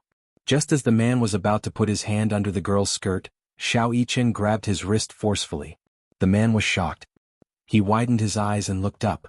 When he saw that it was little Munchkin, who he had just scolded, he flew into a rage. "Kid, what are you trying to do?" The girl was also shocked. She looked up hopefully, thinking that someone had come to save her from the abyss of suffering. However, when she looked up, she saw that it was only a 6 or 7-year-old kid. Her hopes seemed to have been washed away by a basin of cold water. Her face turned ashen again. Little Yichen glanced at her before shifting his gaze to the man. He sized him up from head to toe until his gaze landed on the man's shameful part, where a small tent stood tall. His heart was filled with disgust. "Uncle, haven't you heard of an old saying?" The man was stunned. He had thought that the child would be scared away by his ferocious face, but he didn't expect this kid to be so daring. "What kind of lady is she? A gentleman has his own way." As soon as he said that, the girl beside him looked like she did not know whether to laugh or cry. Was there such a saying? The man was also stunned. Who sent this kid to be a clown? Get lost. The man impatiently tried to shake off the kid's hand. However, he realized that the kid's hand did not budge even though he was using so much force. Instead, he tightened his grip. The man's arm was thick and strong, so his small hand was just enough to hold it. However, he didn't know where the kid's strength came from, but it actually hurt him. If the kid used more force, he was afraid that the kid would break his wrist. "You little brat, how dare you interrupt me? I told you to get lost. Didn't you hear me?" Chapter 859. His hands were twisted together in a strange position, and the pain made him break out in cold sweat. "Ah!" the man screamed. He did not expect the child to be so strong. "Uncle, what do you mean by, I'm disturbing you?" "None of your business. This is my woman, my wife. What I do has nothing to do with you." The man cursed unhappily. "Your wife?" Xiao Yichen blinked his big clear eyes and smiled wittily. Then he turned around and asked the girl, "Are you his girlfriend?" The girl was already dumbfounded. Seeing a child like him being able to hold on to such a strong man, she also felt that it was inconceivable. However, it was as if she was grabbing onto a life-saving straw. When he asked, she immediately explained incoherently, No, I don't know him." Xiao Yichen nodded and said to the man, "Look, she doesn't know you. Why, are you trying to use force to force her to submit? You're so dirty." The man's face turned red and he threatened, "You little brat, what does it have to do with you? If you don't want to die, let go of my hand. Otherwise I'll stab you to death." The girl said with tears in her eyes, "Little brother, I really don't know him. He's a hooligan and he's threatening me. Sob sob, please save me." She did not know why she had placed all her hopes on a 6 or 7-year-old little boy. However, although this little boy was young, he gave people a great sense of security. The man said angrily, "Shut up." As soon as he finished speaking, Xiao Yichen stepped on his toes. The man was wearing flip-flops, so his toes felt like they were going to be crushed under the force of Xiao Yichen's stomp. He immediately howled in pain and broke out in cold sweat. He tried his best to break free, but the child's strength was so great that he could not break free no matter how hard he tried. Xiao Yichen said slowly and elegantly, "Uncle, you have to be more gentlemanly when you treat a lady." The sound of their conflict attracted the attention of other people in the theater. Seeing that the child had made a move, the other men felt ashamed, but at the same time, they seemed to have gained confidence. They walked forward and subdued the man. Yu rushed over with the cinema's security. However, when he arrived, he saw the man being pinned to the ground and little Yichen stepping on his head from above. He too was momentarily stunned on the spot. What was going on? Just now, when Xiao Yichen walked over, he was afraid that something would happen, so he hurriedly went to look for the security. However, it was different from what he had imagined. She thought that this man was very powerful, but she didn't expect him to be a weakling.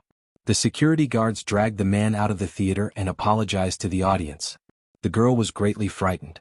She could no longer watch the movie. She tidied herself up and planned to leave. Before she left, she bowed deeply to Xiao Yichen and said, "Little brother, thank you. Thank you for being willing to help me. If it wasn't for you, I really wouldn't know what to do." "Thank you. Sister, did you come to watch the movie alone?" "I came with my boyfriend." The girl suddenly touched her sore spot. She could no longer hold back her tears and they flowed down her face. "Where's your boyfriend?" Yu looked confused. Chapter 860. The girl recounted what had just happened. It turned out that the hooligan had been sitting in her boyfriend's seat. She had entered the scene first and her boyfriend had gone to buy popcorn. Before the movie had even started, the hooligan had sat beside her. She had immediately reminded him that the seat was taken, but he had remained seated. When her boyfriend had arrived, the two of them had gotten into an argument. What she didn't expect was that her beloved boyfriend at first tried to reason with this delinquent youth. However, when this delinquent showed the butterfly knife in his hand, her boyfriend was forced to flee in fear, leaving her alone. Thus, she had been completely disheartened. When the girl had left, the movie was nearing its end. Xiao Yichen had already lost interest in the movie, so the two of them left the theater one after another. Yu had yet to recover from his shock. "Mu Yichen, weren't you afraid just now?" Yu had to ask the question that had been bothering him. What was there to be afraid of? Xiao Yichen raised his eyebrows in confusion. That man had a knife in his hand. So what? If he had stabbed you with the knife, would you not have been afraid? Yu still had lingering fears and looked uneasy. He had been really afraid just now. If that man had really lost his mind and stabbed him with the knife, he did not dare to think about the consequences. Xiao Yichen thought about it carefully and suddenly smirked. "The condition is that he has to stab me." Yu was stunned by his arrogant and disdainful words. Xiao Yichen saw that his eyes were still filled with uneasiness and shock. He could not help but move closer and nudge him with his elbow. "Do you think that your brother is very powerful?" Yu rolled his eyes. "Don't be so full of yourself." "Huh?" Xiao Yichen glanced at him and suddenly thought of something. A gentle smile appeared on his face. "Then were you very worried about me just now?" Just now, when Yu had rushed over with the bodyguards, he had clearly seen the worried look on her face. This younger brother of his was a little tsundere. He might not say it on the surface, but he might be worried in his heart. He must be worried about him, afraid that he would get hurt. Yu glanced at him coldly but remained silent. Xiao Yichen immediately shouted in dissatisfaction, "What's with that look?" "Nothing. Let's go." Yu snorted and walked forward. Seeing this, Xiao Yichen hurriedly chased after him and held his hand tightly. Yu was stunned and instinctively wanted to shake off his hand. However, Mu Yichen held on tightly and did not allow him to break free. "You don't worry. I will only do things if I am confident. I won't do anything risky," Xiao Yichen explained in a serious tone. Yu grunted gloomily. "Next time don't do this again. It makes me very worried." Xiao Yichen's expression did not change, but he was secretly laughing in his heart. This rascal was still so stubborn. He was clearly very worried about him, wasn't he? Who asked his younger brother to be so tsundere? He was clearly very concerned about him, but he never said anything. Xiao Yichen's mood lightened because of Yu Yu's silent concern. Yu, your brother is very powerful, very strong. So, I will definitely protect you. Your brother is very strong. So, I will definitely protect you. Chapter 861. Yu Yu's heart skipped a beat, but he didn't say anything. He turned his head away awkwardly, but the corners of his mouth curled into a subtle smile. After walking out of the theater, they arrived at a huge shopping mall. There was an ice cream cart at the entrance of the mall. There were many pre-made popsicles on the cart. They were exactly the same as the ones sold by Fox Nick in Zootopia. Xiao Yichen asked, Yu, do you want to eat a popsicle? Yes. Yu licked his pink lips and nodded. Xiao Yichen asked him to wait for him at the same spot and told him to take care of his wallet. Then he went to buy the popsicles. Yu was waiting at the same spot when he suddenly felt a chill coming from behind him. His intuition was extremely sensitive, so when he glanced back, he saw a large male palm reaching towards him, covering his mouth tightly. Yu didn't even have the chance to struggle before he lost all resistance. When Xiao Yichen returned to the same spot after buying the popsicles, he realized that Yu was nowhere to be seen. He frowned and looked around in surprise. However, he couldn't find any trace of Yu. Where did he go? He bit his lip and felt that something was amiss. He didn't know what was going on. Yu was gone. Where did he go? Could it be that he went to visit other stores? That was impossible. Yu wouldn't go anywhere. He must have been waiting for him at the same spot. Where could he have gone? Xiao Yichen was so anxious that a thin layer of sweat appeared on his forehead. Yu was carried out of the shopping mall by the man. He walked quickly. He widened his eyes and struggled with all his might. However, the man's strength made it impossible for him to resist. He held him tightly in his arms and his mouth was covered by his large hand. He couldn't make a sound. Was this a kidnapping? Or had he been abducted? He was a little surprised. He had no idea who this man was. The news that he had seen a few days ago suddenly flashed through his mind. It was said that a child was taken away by a human trafficker in a big shopping mall. The child was crying non-stop and attracted a crowd. However, the human trafficker was very clever. In the face of the crowd's doubts, he calmly said that the child was disobedient and needed to be disciplined. He claimed to be the child's father. However, no matter how much the child cried and screamed, "You are not my father. You're not my father." However, the crowd still did not suspect him. Most of them were just there to join in the fun and watch. In essence, they were indifferent.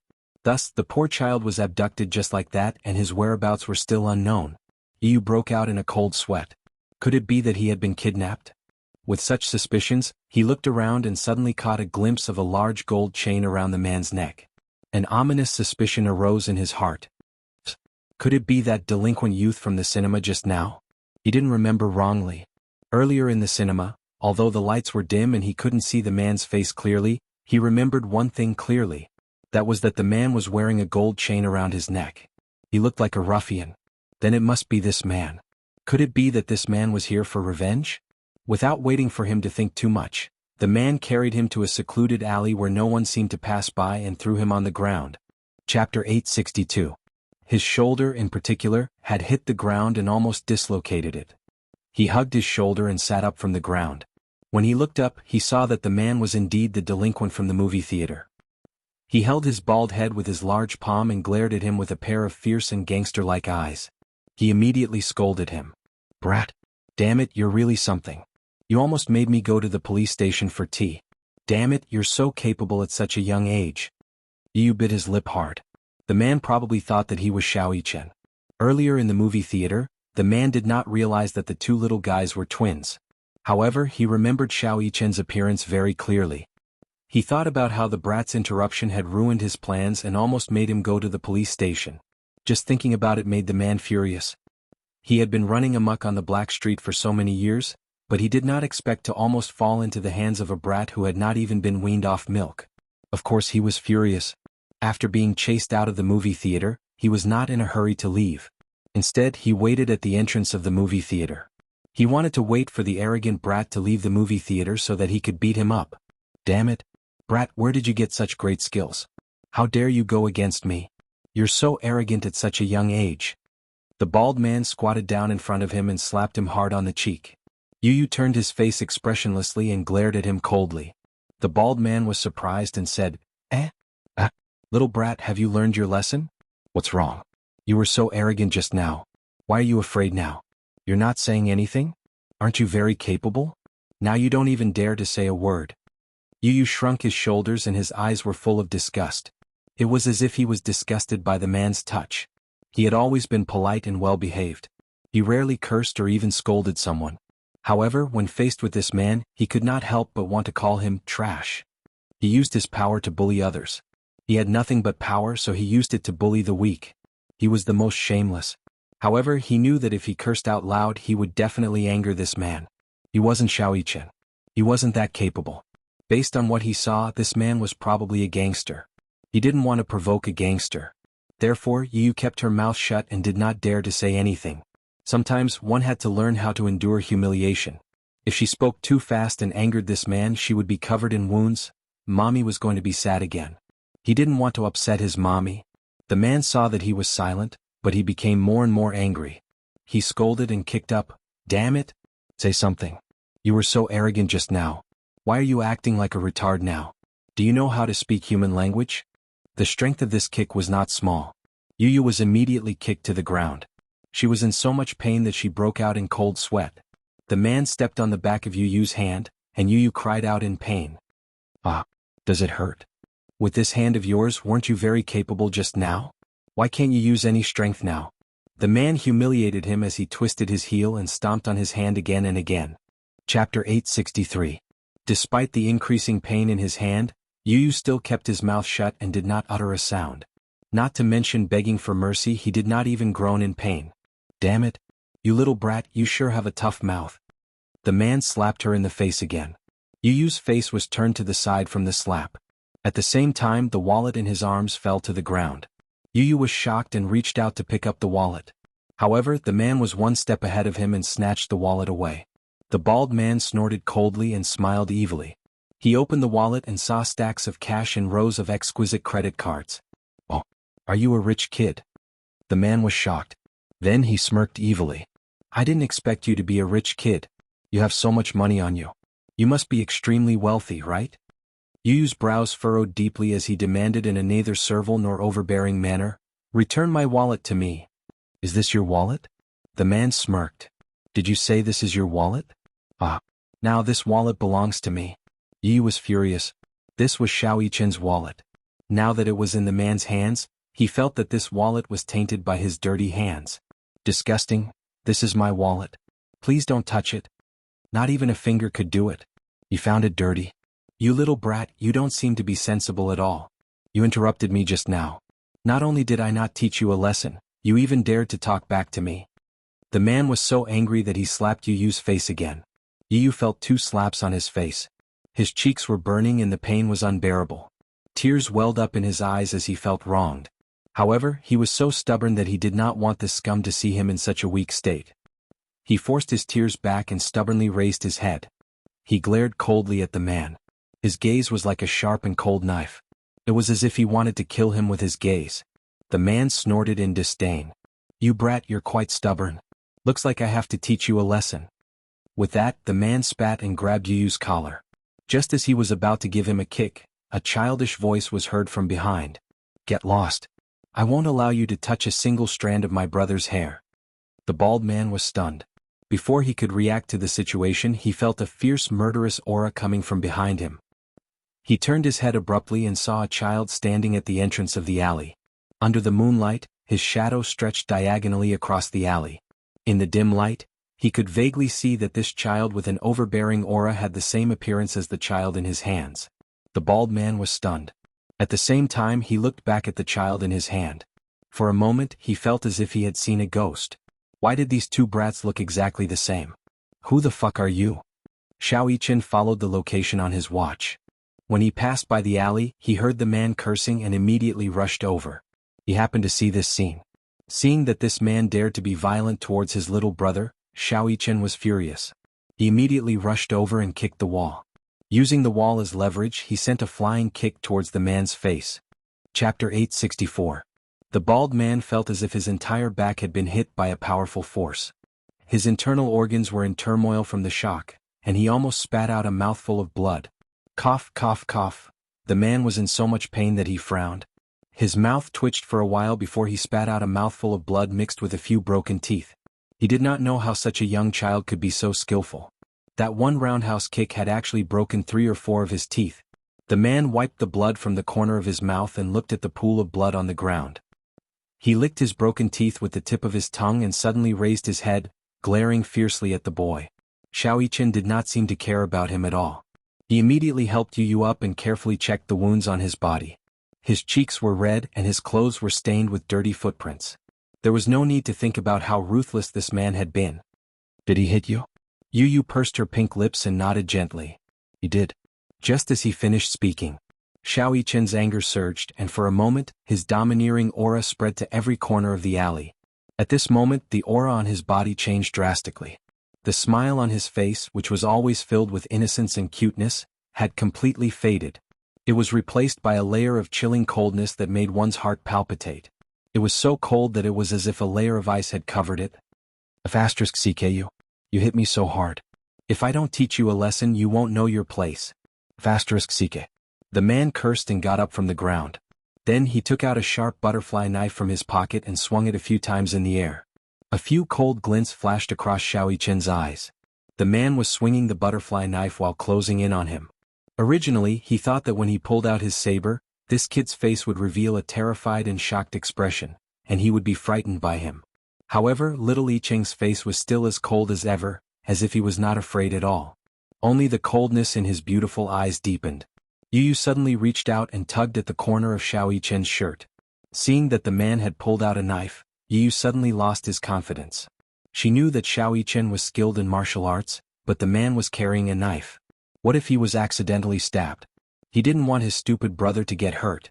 Xiao Yichen noticed that he was tugging at the corner of his shirt and turned around to look at him. What happened? He has a knife on him. Yu wanted to say something but hesitated, not knowing what to say. However, the worry in his eyes could not be concealed. Xiao Yichen looked into his eyes and saw the deep worry in his eyes. Only then did his icy expression soften a little. He could tell that his younger brother was worried about him. Therefore he comforted her. Don't worry. I'm fine. Go and call the police now. Yu was about to speak when he saw the man rushing toward Xiao Yichen with a knife.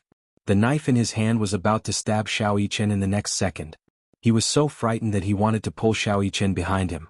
In the blink of an eye, Xiao Yichen suddenly turned around and grabbed the man's wrist that was holding the knife tightly. Time seemed to stop at this moment. He opened his eyes and held the man's hand tightly. The knife in the man's hand was pointed at his face, and the tip of the knife was only an inch away from his eyes. Chapter 865. If little Yichen's reaction had been a few seconds later, the knife would have pierced his eyes without a second thought. The consequences would have been unimaginable. There was even a moment when he imagined Xiao Yichen being stabbed in the eye. His heartbeat quickened. The man struggled a few times, but Xiao Yichen's strength was unbelievably strong. He gripped the man's wrist tightly and did not allow him to resist. The bald man could not believe his eyes. After all, he had been in the Black Street for so many years and had experienced many killings. Every opponent he met was stronger and taller than this child. He was a hooligan and often got into fights. Moreover, it was real fights. Just the scar on the back of his head was left there by someone. It was a bloody mess and the wound was almost a millimeter deep. If it was any deeper, he would have lost his life. It could be said that he had been through life and death for so many years. Naturally, his strength was not to be underestimated. He originally thought that this child would have some skills because he had been trained since he was young. However, he did not expect him to be so strong that he could not move at all with just one hand on his wrist. He did not consider that he was just a gangster and that his so-called killings were only for small fries. However, he did not consider that Xiao Yichen had been arranged by Mu Yaja to train in the special forces since he was young. The soldiers who were trained in the special forces were true war machines. They were all warriors who licked the blood from the muzzle of their guns. Although Xiao Yichen was young, he had grown up in the special forces training camp. Strictly speaking, he was still inferior to those special forces soldiers. However, it was still a piece of cake to deal with him. Xiao Yichen twisted the man's wrist slightly. A crack was heard, which sounded like a dislocated joint. The man groaned and the butterfly knife in his hand fell to the ground. Xiao Yichen kicked the knife away and looked up at the man's face again. The provocation and contempt in his eyes were self-evident. The man was so shocked that large beads of cold sweat appeared on his forehead. His entire face changed. Xiao Yichen snorted in disdain, but more than that he was looking down on Xiao Yichen. Then he raised his leg and kicked Xiao Yichen's crotch. The man was in so much pain that he arched his body. His lower body went limp and he fell to the ground, his legs twitching uncontrollably. Stinking brat. If *ck you dare to kick me? The man was unwilling and even more unconvinced. Even though he was rolling on the ground while covering his crotch, he still couldn't help but curse a few times. Xiao Yichen walked over. This time he did not show any mercy and kicked him hard in the face. Simple and crude moves, almost without any technique, but every move was aimed at the bridge of his nose. Which dirty hand did you use to touch my brother? Xiao Yichen stepped on his head with one foot. His gaze fell on his flailing arms, and his other foot suddenly stepped on his right hand. This one? He asked casually and raised his eyebrows.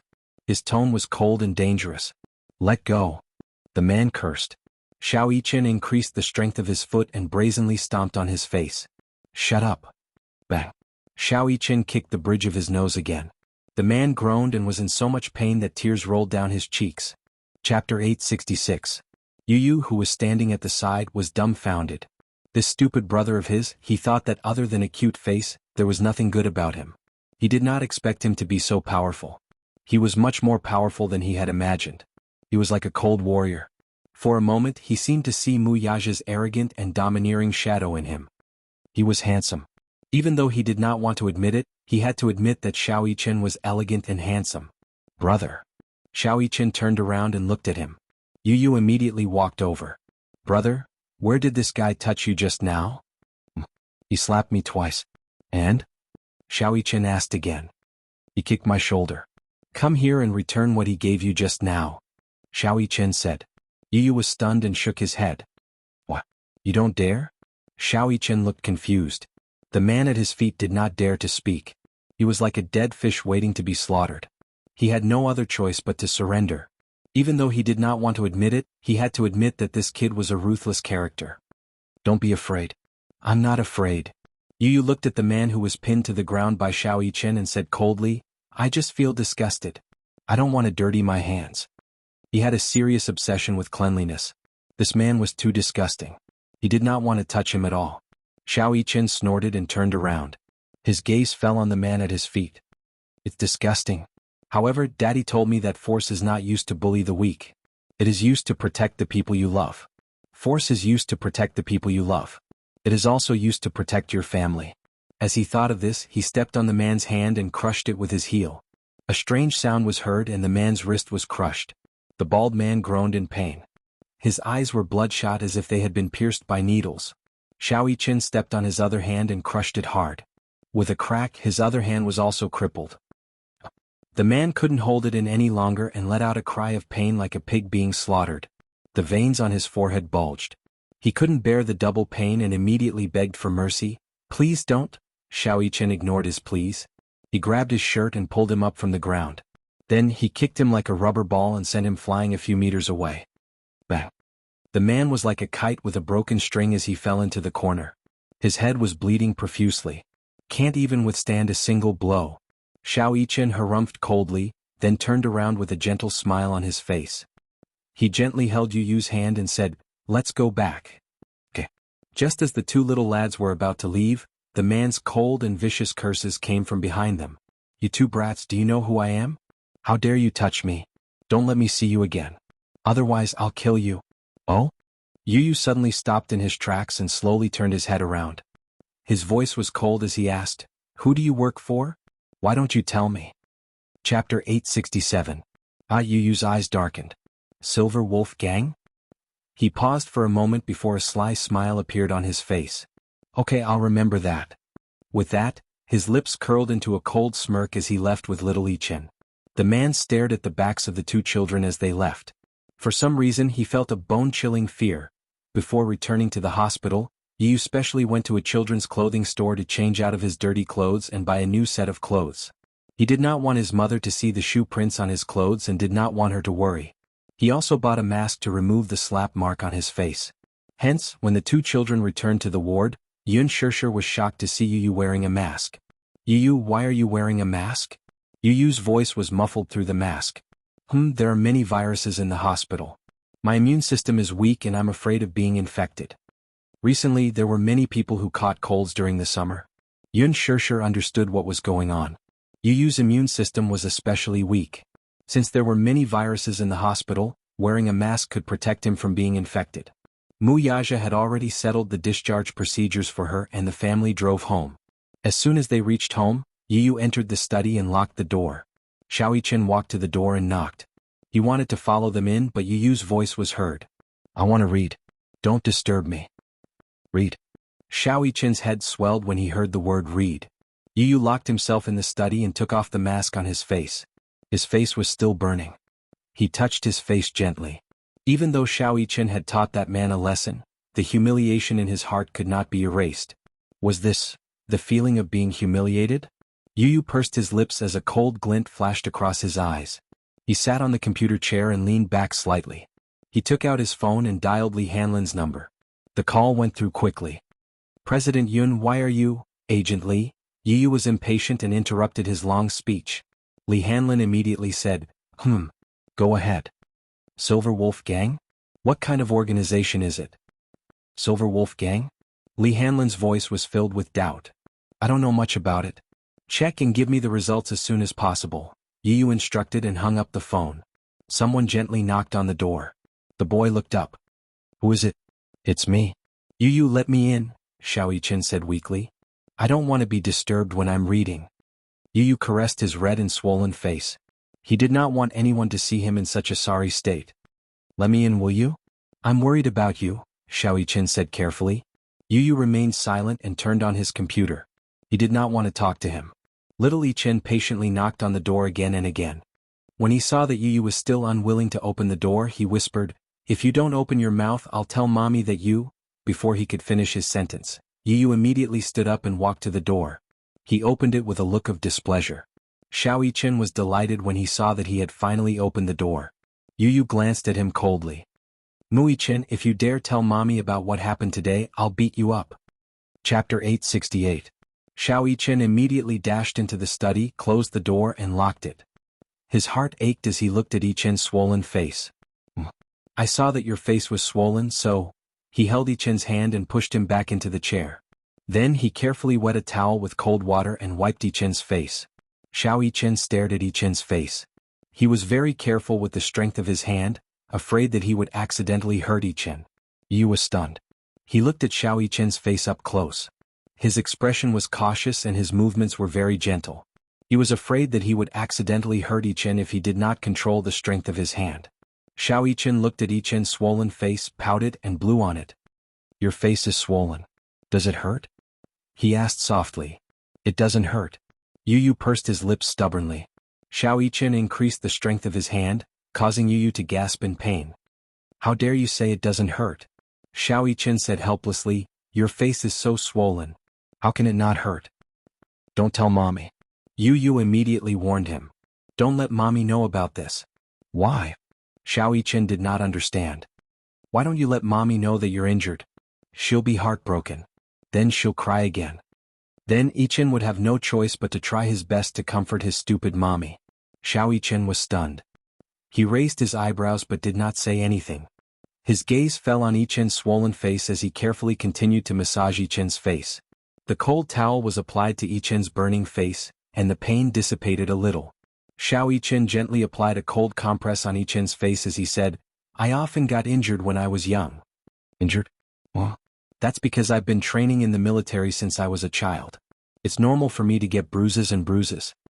Xiaoyichen pursed his lips as he recalled his sad past. You're training in the military? Yu's eyes widened in disbelief. What? Because Daddy wants to train me. Daddy said that boys should know how to endure hardships from a young age and practice some skills. This way, when they grow up, they will be able to protect their loved ones. As Xiaoyichen spoke, he paused and said with some distress, In the past, I really didn't understand why the other children had such a happy life, but I had no choice but to stay in the military and receive such boring training. Every time I got hurt, no one comforted me or encouraged me. Training in the army is really tough. There was once when I was training in the wild, I was accidentally bitten by a snake and bled a lot. As he spoke, Xiao Yichen's hands suddenly stopped moving. Did you know? It's a very thin and long snake. I don't know if it's poisonous, but it bit my ankle. It was so painful that tears came out of my eyes. As he narrated, the scene vividly appeared in Yu Yu's mind. The thought of the snake wriggling in the grass, especially when it raised its head and flicked its bright red tongue continuously, sent chills down Yichen's spine. It must have been very painful. Yu Yu frowned slightly. Just imagining that scene was enough to make one fearful. Of course it was very painful. After I was bitten, I used a knife to pry the snake away. I didn't walk far before I fainted. Xiao Yichen pursed his lips. Then when I woke up I was already in the hospital. I heard from the captain that the snake was poisonous. Fortunately we found it in time. Otherwise I would have died. Chapter 869. Yu Yu's heart skipped a beat. He did not expect Xiao Yichen to be so powerful. How much had he gone through to become so strong? He had thought that this kid was not human. He was so small, yet he was able to fight against an adult thug. It was truly shocking. It turned out that he had gone through hellish training in the army since he was young. Yu Yu asked again, what happened after that? Xiao Yichen pursed his lips. After that, I recuperated for a while and returned to the army for training. Yu Yu was speechless. Based on Yun Shirshir's personality, she would have been heartbroken and would not have let her beloved go through that torture. The training in the army is dry, tedious, and especially cruel. There is no winning or losing. There is only life and death. Xiao Yichen spoke calmly. He did not think that it was a mistake for his daddy to arrange for him to enter the army for training. I didn't understand in the past, but I do now. Daddy said that the weak are prey to the strong in this world. No matter what the rules are, they are decided by the strong. Therefore, I want to be a strong person and protect my beloved family. The weak are prey to the strong. The rules are decided by the strong. In the past, he did not understand and felt that his daddy's decision was too cruel. He had almost lost his life a few times and almost had a brush with death. But now he understood. That's why sometimes I really envy you. Yu Yu looked up at him in disbelief. This kid said that he envied him?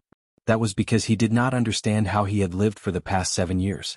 If he did, he would not have said such things. It was getting late. Mu Yaja received a call and rushed back to the office. Yun Shirshir carried Xiao Yichen to the bathroom for a shower. Yu Yu was in the study reading the emails that he had not read yet.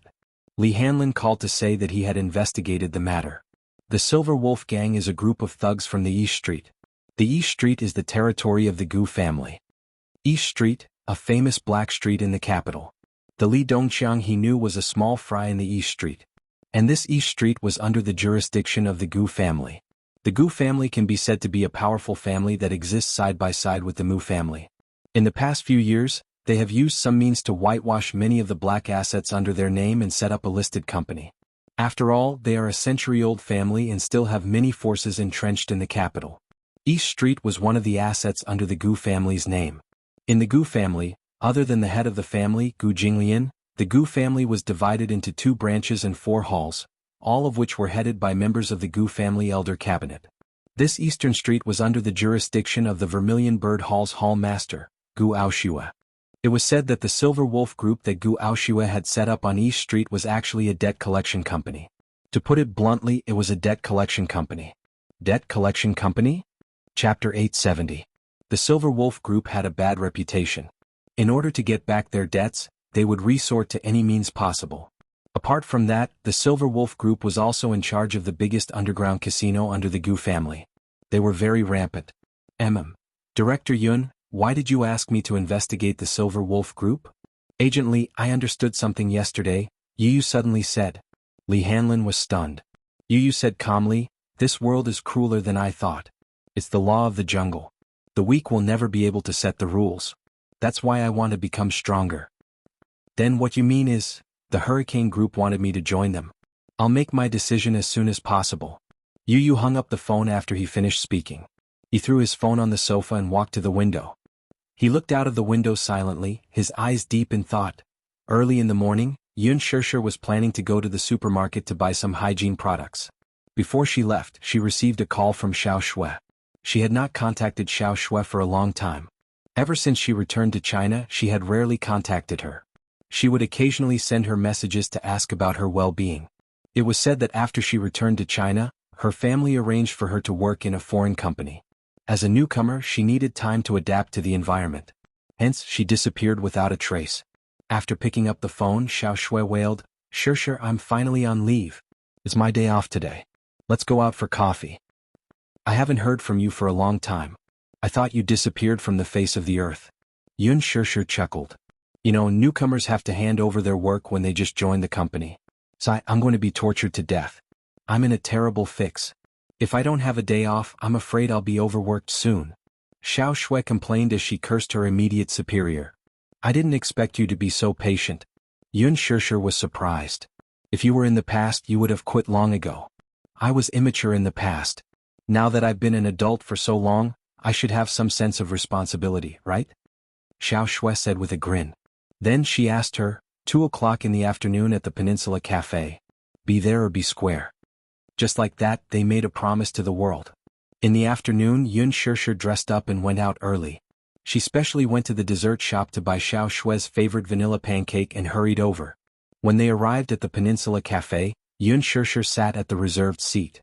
Because she came early, Xiao Shuiren had not arrived yet.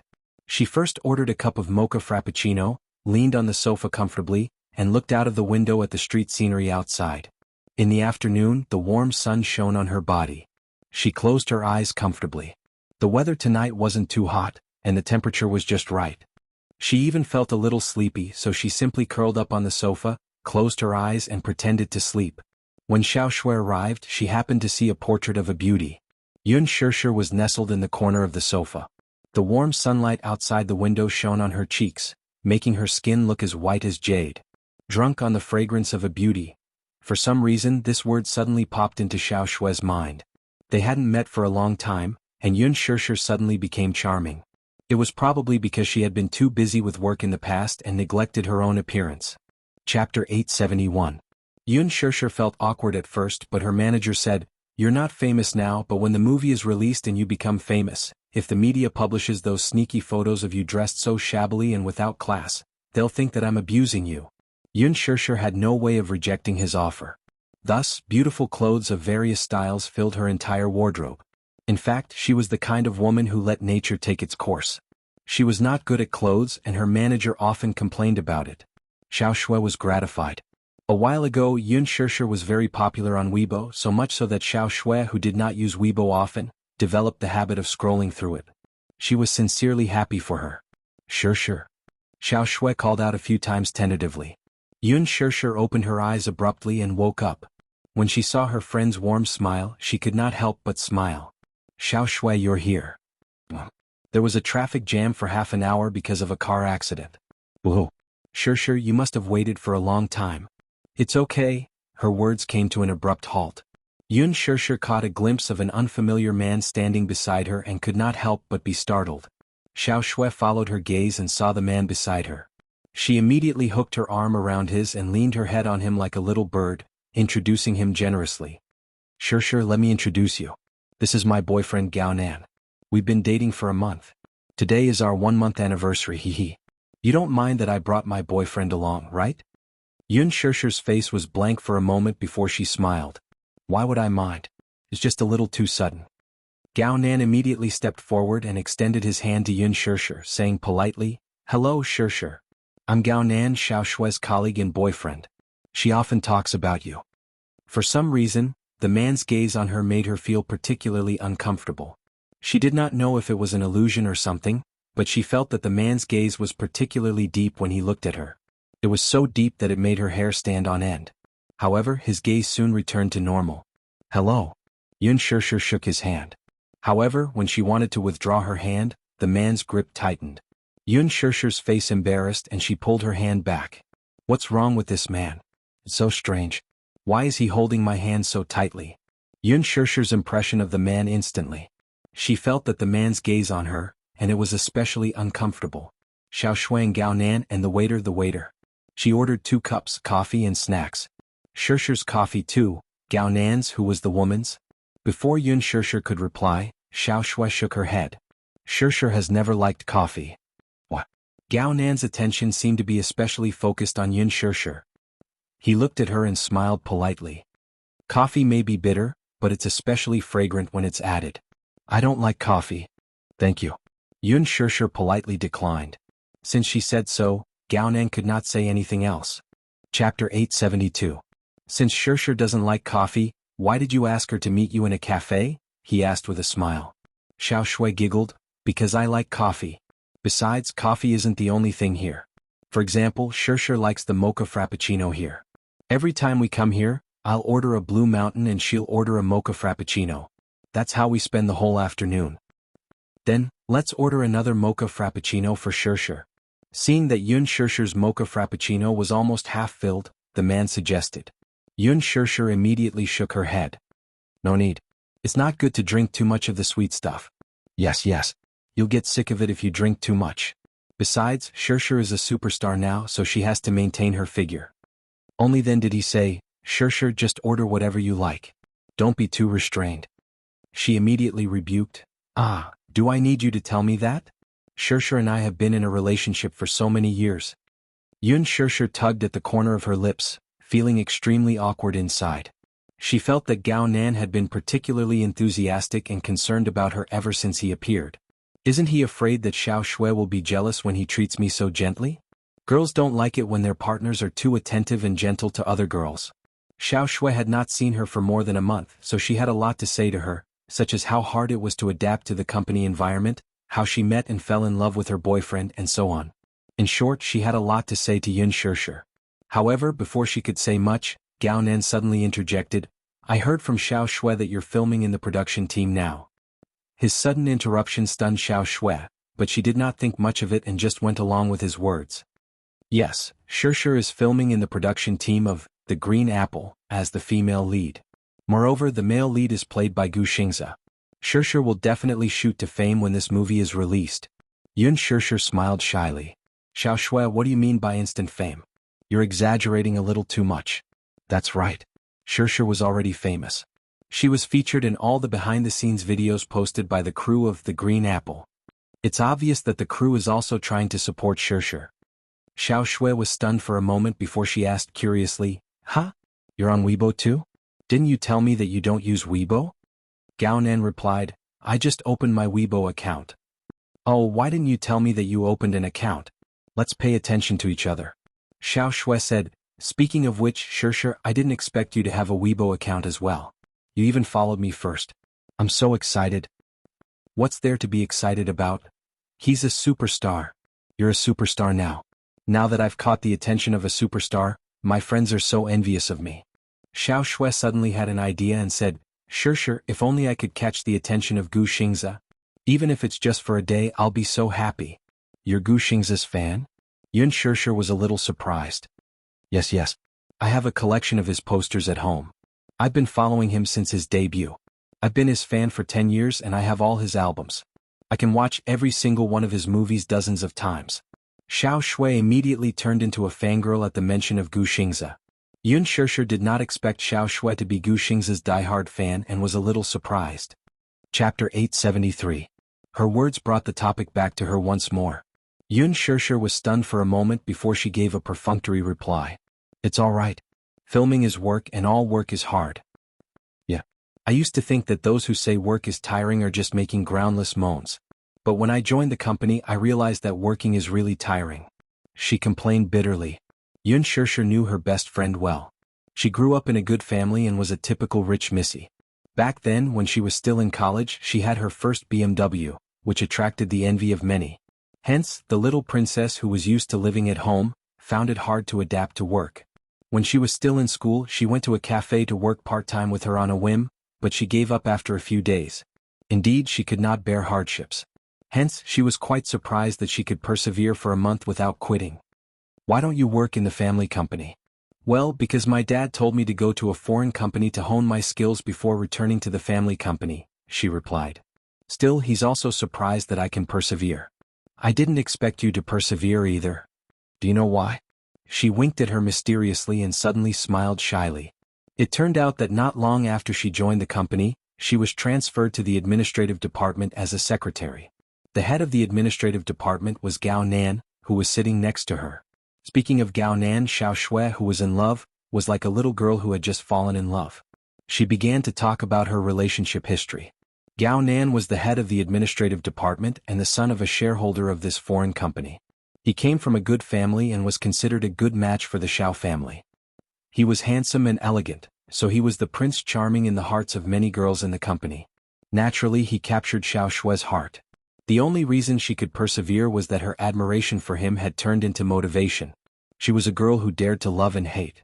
She never liked to bury her feelings for the people and things she liked in her heart. Half a month after joining the administrative department, she mustered the courage to confess to Gao Nan. To her surprise, he agreed. The two of them quickly confirmed their relationship. Xiao Shui even planned to bring Gao Nan home to meet her parents in the second half of the year. Now that she was in the honeymoon period and had tasted the sweetness of love, Yun Shishir could not help but frown at the mention of meeting her parents. Isn't this progressed too fast? Shishir, after having Gao Nan, I really feel that I'm the happiest woman in the world. Xiao Shui smiled contentedly, her face brimming with undisguised happiness. Yun Shishir smiled too, but she suddenly realized that Gao Nan's gaze was still fixed on her even as Xiao Shui said this. He couldn't help but feel a little uncomfortable. Xiao Shui suddenly remembered something and said, "By the way, do you still remember Huang Lily?" Huang Lily? She muttered the name under her breath. Of course she remembered it. Huang Lily was the campus belle and the dream lover of many boys. However, she did not have a good impression of her. She didn't know why, but Huang Lily was always at odds with her. She always put on airs in front of her, which made her feel uncomfortable. What happened to her? Chapter 874. As she spoke, she took out an invitation from her bag and handed it over. Yun Shishir's eyes lit up as she took it from her. It was an invitation to a class reunion. Yesterday she informed her classmates in the WeChat group that there's going to be a class reunion. Apparently, it's at Yongya Private Clubhouse. She couldn't reach you, so she asked me to contact you. Yun Shishir replied, Yongya Private Clubhouse? I heard that it's very expensive. In her impression, Huang Lily came from an ordinary family. Why would she choose to hold a banquet at a private clubhouse? Xiao Shui smiled contemptuously. Her family is so poor, and she hasn't had a job since graduation. She even posts travel photos on her WeChat moments. How can she afford such an expensive place? She's so vain. I bet she's hooked up with a rich man, so she can't wait to show off to us. Yun Shishir rested her chin on her hand. Actually, I don't really want to go. I don't want to go either. If I go, I might have to see some pretentious people showing off their boyfriends' bags, diamond necklaces. It's so boring. Yun Shishir, however, remained silent. Xiao Shui continued, however, this time our class monitor said that he's going to emigrate soon. This is his last class reunion before he leaves the country, so he hopes that the whole class can be present. Since he said so, I can't refuse. He's going to emigrate? Yun Shishir had some impression of this class monitor. His name was Meng Qinghe and he took good care of her. When is the class reunion? It's tomorrow. Yun Shishir was stunned. Shishir, are you willing to go? Xiao Shui asked tentatively. Yun Shishir was silent for a while. I don't want to go. Go. Gao Nan suddenly said, I'll go with Xiao Shui tomorrow. Shishir, you come along too. Xiao Shui did not notice the enthusiasm and anticipation in his words as she continued to play along. Shishir, let's go, let's go. You're not the same as before. Who would dare to laugh at you? Besides, I'm here, so don't be afraid. Whoever dares to bully you, I won't let them off. Gao Nan followed suit. Shishir, let's go together. Isn't this guy a little too enthusiastic? Yun Shishir felt extremely awkward. She felt that Gao Nan was paying too much attention to her. With that thought, she felt a little uncomfortable, so she slowly stood up and said, I'll go to the bathroom first. Yes. All right. Xiao Shui nodded with a smile and lowered her head to take a sip of coffee. She walked to the washroom and washed her hands clean of the sweet and greasy stains. When I was drinking mocha just now, I accidentally spilled some on my hand. When she came out after washing her hands, she was shocked by the man who appeared at the door like a ghost. She saw Gao Nan standing at the door with his back against the wall. She didn't know how long he had been standing there. Dressed in a shirt and black pants, he looked like a handsome and elegant business elite. However, when she calmed down and met his deep eyes, she couldn't help but be startled. She retreated slightly to keep a distance from him. Why are you here? Yun Shishir forced a smile. Gao Nan, on the other hand, did not say a word as he quietly sized her up. Yun Shishir. What a nice name. What's more, as her name suggests, she's very good looking. His sudden remark was baffling to the others. Chapter 875. He was clearly here to accompany his girlfriend, yet he kept bringing her into the conversation, which made her feel rather displeased. During the banquet, he kept trying to strike up a conversation with her, but in fact, Yun Shirshir was unwilling to have too much to do with him. After all, he was her boyfriend. Moreover, given her character, she had never liked to get too close to strangers of the opposite sex. Perhaps it was because of what happened in college that she always kept a distance from the opposite sex and tried her best to avoid being gossiped about. Noticing the faint displeasure on her face, Gao Nan merely smiled. It was not that he did not notice that she was avoiding him. Is she pretending to be virtuous? Thinking about it, it was nothing much. After all, she was a woman from the entertainment industry. With Yun Shirshir's looks, she could definitely make a name for herself in the industry. As such, as a big star, it was understandable for her to put on airs to not appear too cheap. Initially, Xiao Shui said that she was meeting a friend and wanted him to accompany her, but Gao Nan refused at first. That was because he felt that it was meaningless. However, when she said that this friend was her best friend, she wanted to formally introduce him to her. Gao Nan, do you know Yun Shirshir? She's my best friend. You're my boyfriend, so I want to formally introduce you to her. When she said that, Gao Nan asked if she was Yun Shirshir, the newcomer who had been in the limelight recently. She said that she was.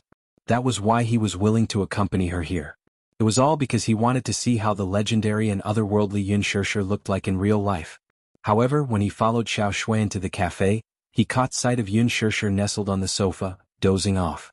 The moment he saw her face, it was not an exaggeration to say that he was taken aback. Stunning. He did not expect Yun Shirshir to be prettier in real life than in the photos exposed on Weibo. For a moment he could not help but be tempted. Gao Nan smiled, but this smile was different from the polite one he showed to Xiao Shui earlier. Yun Shirshir saw the strange smile on his face and felt her scalp go numb for a moment. She forced a smile and said, "I'll go back to my seat first. Xiao Shui is still waiting for me." Just as she was about to leave, her arm was grabbed by Gao Nan. The man grabbed her arm and pulled her toward him. Startled, she lifted her head to look at the man's smile, only to find it a little strange and unfathomable. He was about 1.8 meters tall, so when she stood in front of him, she was just below his shoulders.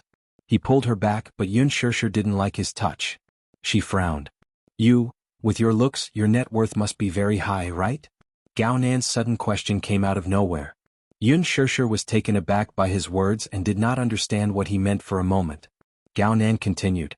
"I heard that any woman who can make a name for herself in showbiz has a sugar daddy behind her. You've just debuted, yet you're already famous. You should have a sugar daddy behind you, right?" The moment he said that, Yun Shirshir immediately understood what he meant. Her face turned sullen and angry. "Are you angry from embarrassment?" Chapter 876. What do you know? Yun Shirshir could tell what kind of person he was. She shook off his grip and turned to leave. However, the man had already seen her as his prey. Since he had his eyes on her, how could he let her escape? Hence, he wrapped his arm around her waist. Yun Shirshir's expression changed as she felt the hand around her waist tighten. She was then pulled back and pinned against the wall. His tall body blocked her escape route, trapping her between him and the wall. "You're asking me what I know? What I know is that for a woman like you, everything has a clear price tag. For example, what's the price for a meal? What's the price for sleeping with you for a night? Since you're such a woman, we're both well aware of such things. You don't have to pretend to be so virtuous in front of me. I've seen it too many times and it's inevitably disgusting." His mother was Qingguang Entertainment's director and shareholder. Since he was young, he often attended dinners with his mother. Some female celebrities pretended to be dignified and elegant on TV, as if they were so beautiful that not a speck of dust could stain them. What about in private, though? Didn't they obediently attend dinners with just a phone call? Be it dinners or sleeping partners, they all had clear prices, ranging from hundreds of thousands to millions to tens of millions. As long as one had money, was there any celebrity in the entertainment industry who could not sleep with him? He had seen plenty of such things. When he looked back at those female celebrities who pretended to be virtuous in front of their fans, he could not help but feel disgusted by the fact that they had to set up a monument for themselves. "I don't know what you're talking about." Yun Shirshir's face turned red as she glared at him in embarrassment and anger. "Gao Nan, I'm giving you face on account that you're Xiao Shui's boyfriend. Don't bite people like a mad dog." A look of annoyance surfaced on his face, but it was soon replaced by an amused smile. "You're saying that I'm a mad dog? Interesting. This little mouth of yours is really quite fierce, huh? Or are you just playing hard to get? Are you using this method to attract potential investors?" This man was truly shameless. On the surface he looked like a decent human, but he was actually a beast dressed in human clothing. Deep down he was such a frivolous person. Gao Nan lowered his head and leaned close to her neck. He took a deep breath of the fragrance from her hair and grinned frivolously. You smell so good. I wonder how it tastes when you're in bed. Gao Nan, I'm warning you, let go of me. Yun Shirshir found his face to be extremely disgusting and resisted with all her might. However, Gao Nan's body was strong, and he had been exercising all this while. Her resistance was nothing to him. Yun Shirshir, let's lay things out on the table and talk things out. How much do you get for one night? The price is clearly stated. I don't want to play games with you. It's boring. Get lost. Yun Shirshir warned in disgust. How much? The man acted as if he did not hear her and ignored the disgust in her eyes. 500,000? 1 million? With your looks, it's understandable even if you ask for 10 million. His arrogant words did not hide his humiliation toward her at all. Chapter 877. How could this man be so overboard? Recalling the shy and lovable look on her friend's face when she snuggled up to him, Yun Shirshir's heart ached for her friend all of a sudden. She was so angry that she was rendered speechless, and her face was full of anger. However, the more angry she was, the more Gao Nan was distracted. Right from the start, most of the women around him could not wait to get close to him. However, even if she was playing hard to get, she was still playing tricks with him. Still, he had to admit that he had developed a strong interest in her. Lowering his head, Gao Nan unscrupulously admired the angry look on her face. She was glaring at him with a pair of eyes that were filled with forbearance and stubbornness. Her beautiful eyes were as ethereal and beautiful as the distant mountains. Coupled with her pure and refined face, it was so tender that it looked as if it could be broken with a snap of his fingers. Her angry face seemed to have been smeared with pink rouge, making her look charming and alluring. As if possessed, he lowered his head with a greedy look in his eyes. He wanted to kiss her seductive little mouth, but Yun Shirshir quickly dodged and then raised her hand to give him a hard slap. Smack. He gave her a hard slap. She angrily pushed him away. She felt that she was degrading herself by being looked at by this man for an extra second. I've never seen such a shameless man like you. Yun Shirshir angrily gritted her teeth. If she didn't control herself, her whole body would probably tremble in anger. I didn't expect you to hide such a disgusting face despite your dignified appearance. Gao Nan subconsciously touched his cheek, which was burning hot. This woman's slap wasn't light at all. However, instead of getting angry, he laughed. Touching the corner of his lip, which had been cut by his teeth, he licked it and tasted a hint of blood. Pooh. He laughed. What's wrong? Are you angry? Gao Nan looked at her with contempt in his eyes, as if her slap was not serious at all. It was probably one of her tricks to loosen the reins in order to get closer to him. What's there to be angry about with a man like you? He just felt that it was really disgusting. When Yun Shirshir thought of Xiao Shui, she suddenly felt indignant for Xiao Shui. Such a man was clearly a wastrel and was not worthy of Xiao Shui. I'm warning you, please behave yourself. You're betraying Xiao Shui, do you understand? I'm just playing with it. Once I'm tired of it, I'll just throw it away. His face was frighteningly cold. Xiao Shui is my friend, and I won't allow you to treat her like this. Yun Shirshir was furious. The man snorted. What right do you have to say this to me? This is between me and her. It's not up to you to interfere. When he said that, Yun Shirshir fell silent. She had nothing to say. It was as if she didn't have the right to ask about this matter. However, she just couldn't stand it anymore. She clenched her fists and asked, Are you like this in front of Xiao Shui? Gao Nan raised a brow, obviously not understanding the meaning of her words. Yun Shirshir continued, Or do you pretend to be a dignified gentleman in front of her, but behind her back, you put on such a disgusting face? Chapter 878. As if he had just heard the funniest joke in the world, he coldly said, She can pretend in front of me, but I can't do the same in front of her? What do you mean? Isn't that the case? He sneered. Yun Shirshir, stop acting all high and mighty in front of me to accuse me. What right do you have to be so arrogant? Why are you still acting all high and mighty in front of me? Yun Shirshir was dumbfounded. Gao Nan continued. Xiao Shui is quite an interesting woman. We've been in a relationship for so long, but she only lets me hold hands and kiss. She won't let me touch anything else. I say we're already adults, so why is she still acting like this? Just who was she pretending to be pure and innocent like a white lotus for? What era is it now? Why is she still so conservative and chaste? Does she really think of herself as Du Shenyang? Is she so precious that I can't even touch her? Is she made of gold? Yun Shirshir was stunned for a moment. When she realized what kind of vicious words the man had used to criticize her friend, she trembled in anger. Yun Shirshir, you know what kind of society we are in now, right? Aside from kissing and holding hands, how can we still be considered a couple? Or has she never treated me as a boyfriend? If it weren't for her family's wealth, I would have dumped her long ago. After a pause, he continued. To tell you the truth, if it weren't for the fact that we're well matched in terms of social status, I wouldn't have agreed to date her. Other than her family's background and her looks, what else is attractive about her? Shameless. Yun Shirshir was so angry that she could not speak. Shameless? He took a step closer to her and looked down at her condescendingly. His tone was both sarcastic and mocking. To me, a woman only has two functions. The first type was a woman of equal social status. If he married her, he would be able to expand his family's territory. The other is to satisfy a woman like you, who is just a tool to satisfy her biological needs. Yun Shirshir's bottom line was immediately crossed. She raised her hand, but Gao Nan held it firmly. He grabbed her chin and sneered. Yun Shirshir, don't refuse a toast only to be forced to drink a forfeit. I'm buying you because I think highly of you. You must know that not just any woman can climb into my bed. I have to like her first. I like a woman who knows how to appreciate favors. Yun Shirshir's face turned ghastly pale. She was so angry that she laughed and enunciated each word clearly. Gao Nan, you're not even worthy of my attention. What? Honestly, a man like you is no different from a worm in a stinky ditch. She paused for a moment before her words escaped from her red lips. Is dirty, disgusting, and disgusting. With that, she broke free from his grip and walked away, ignoring the man's livid face.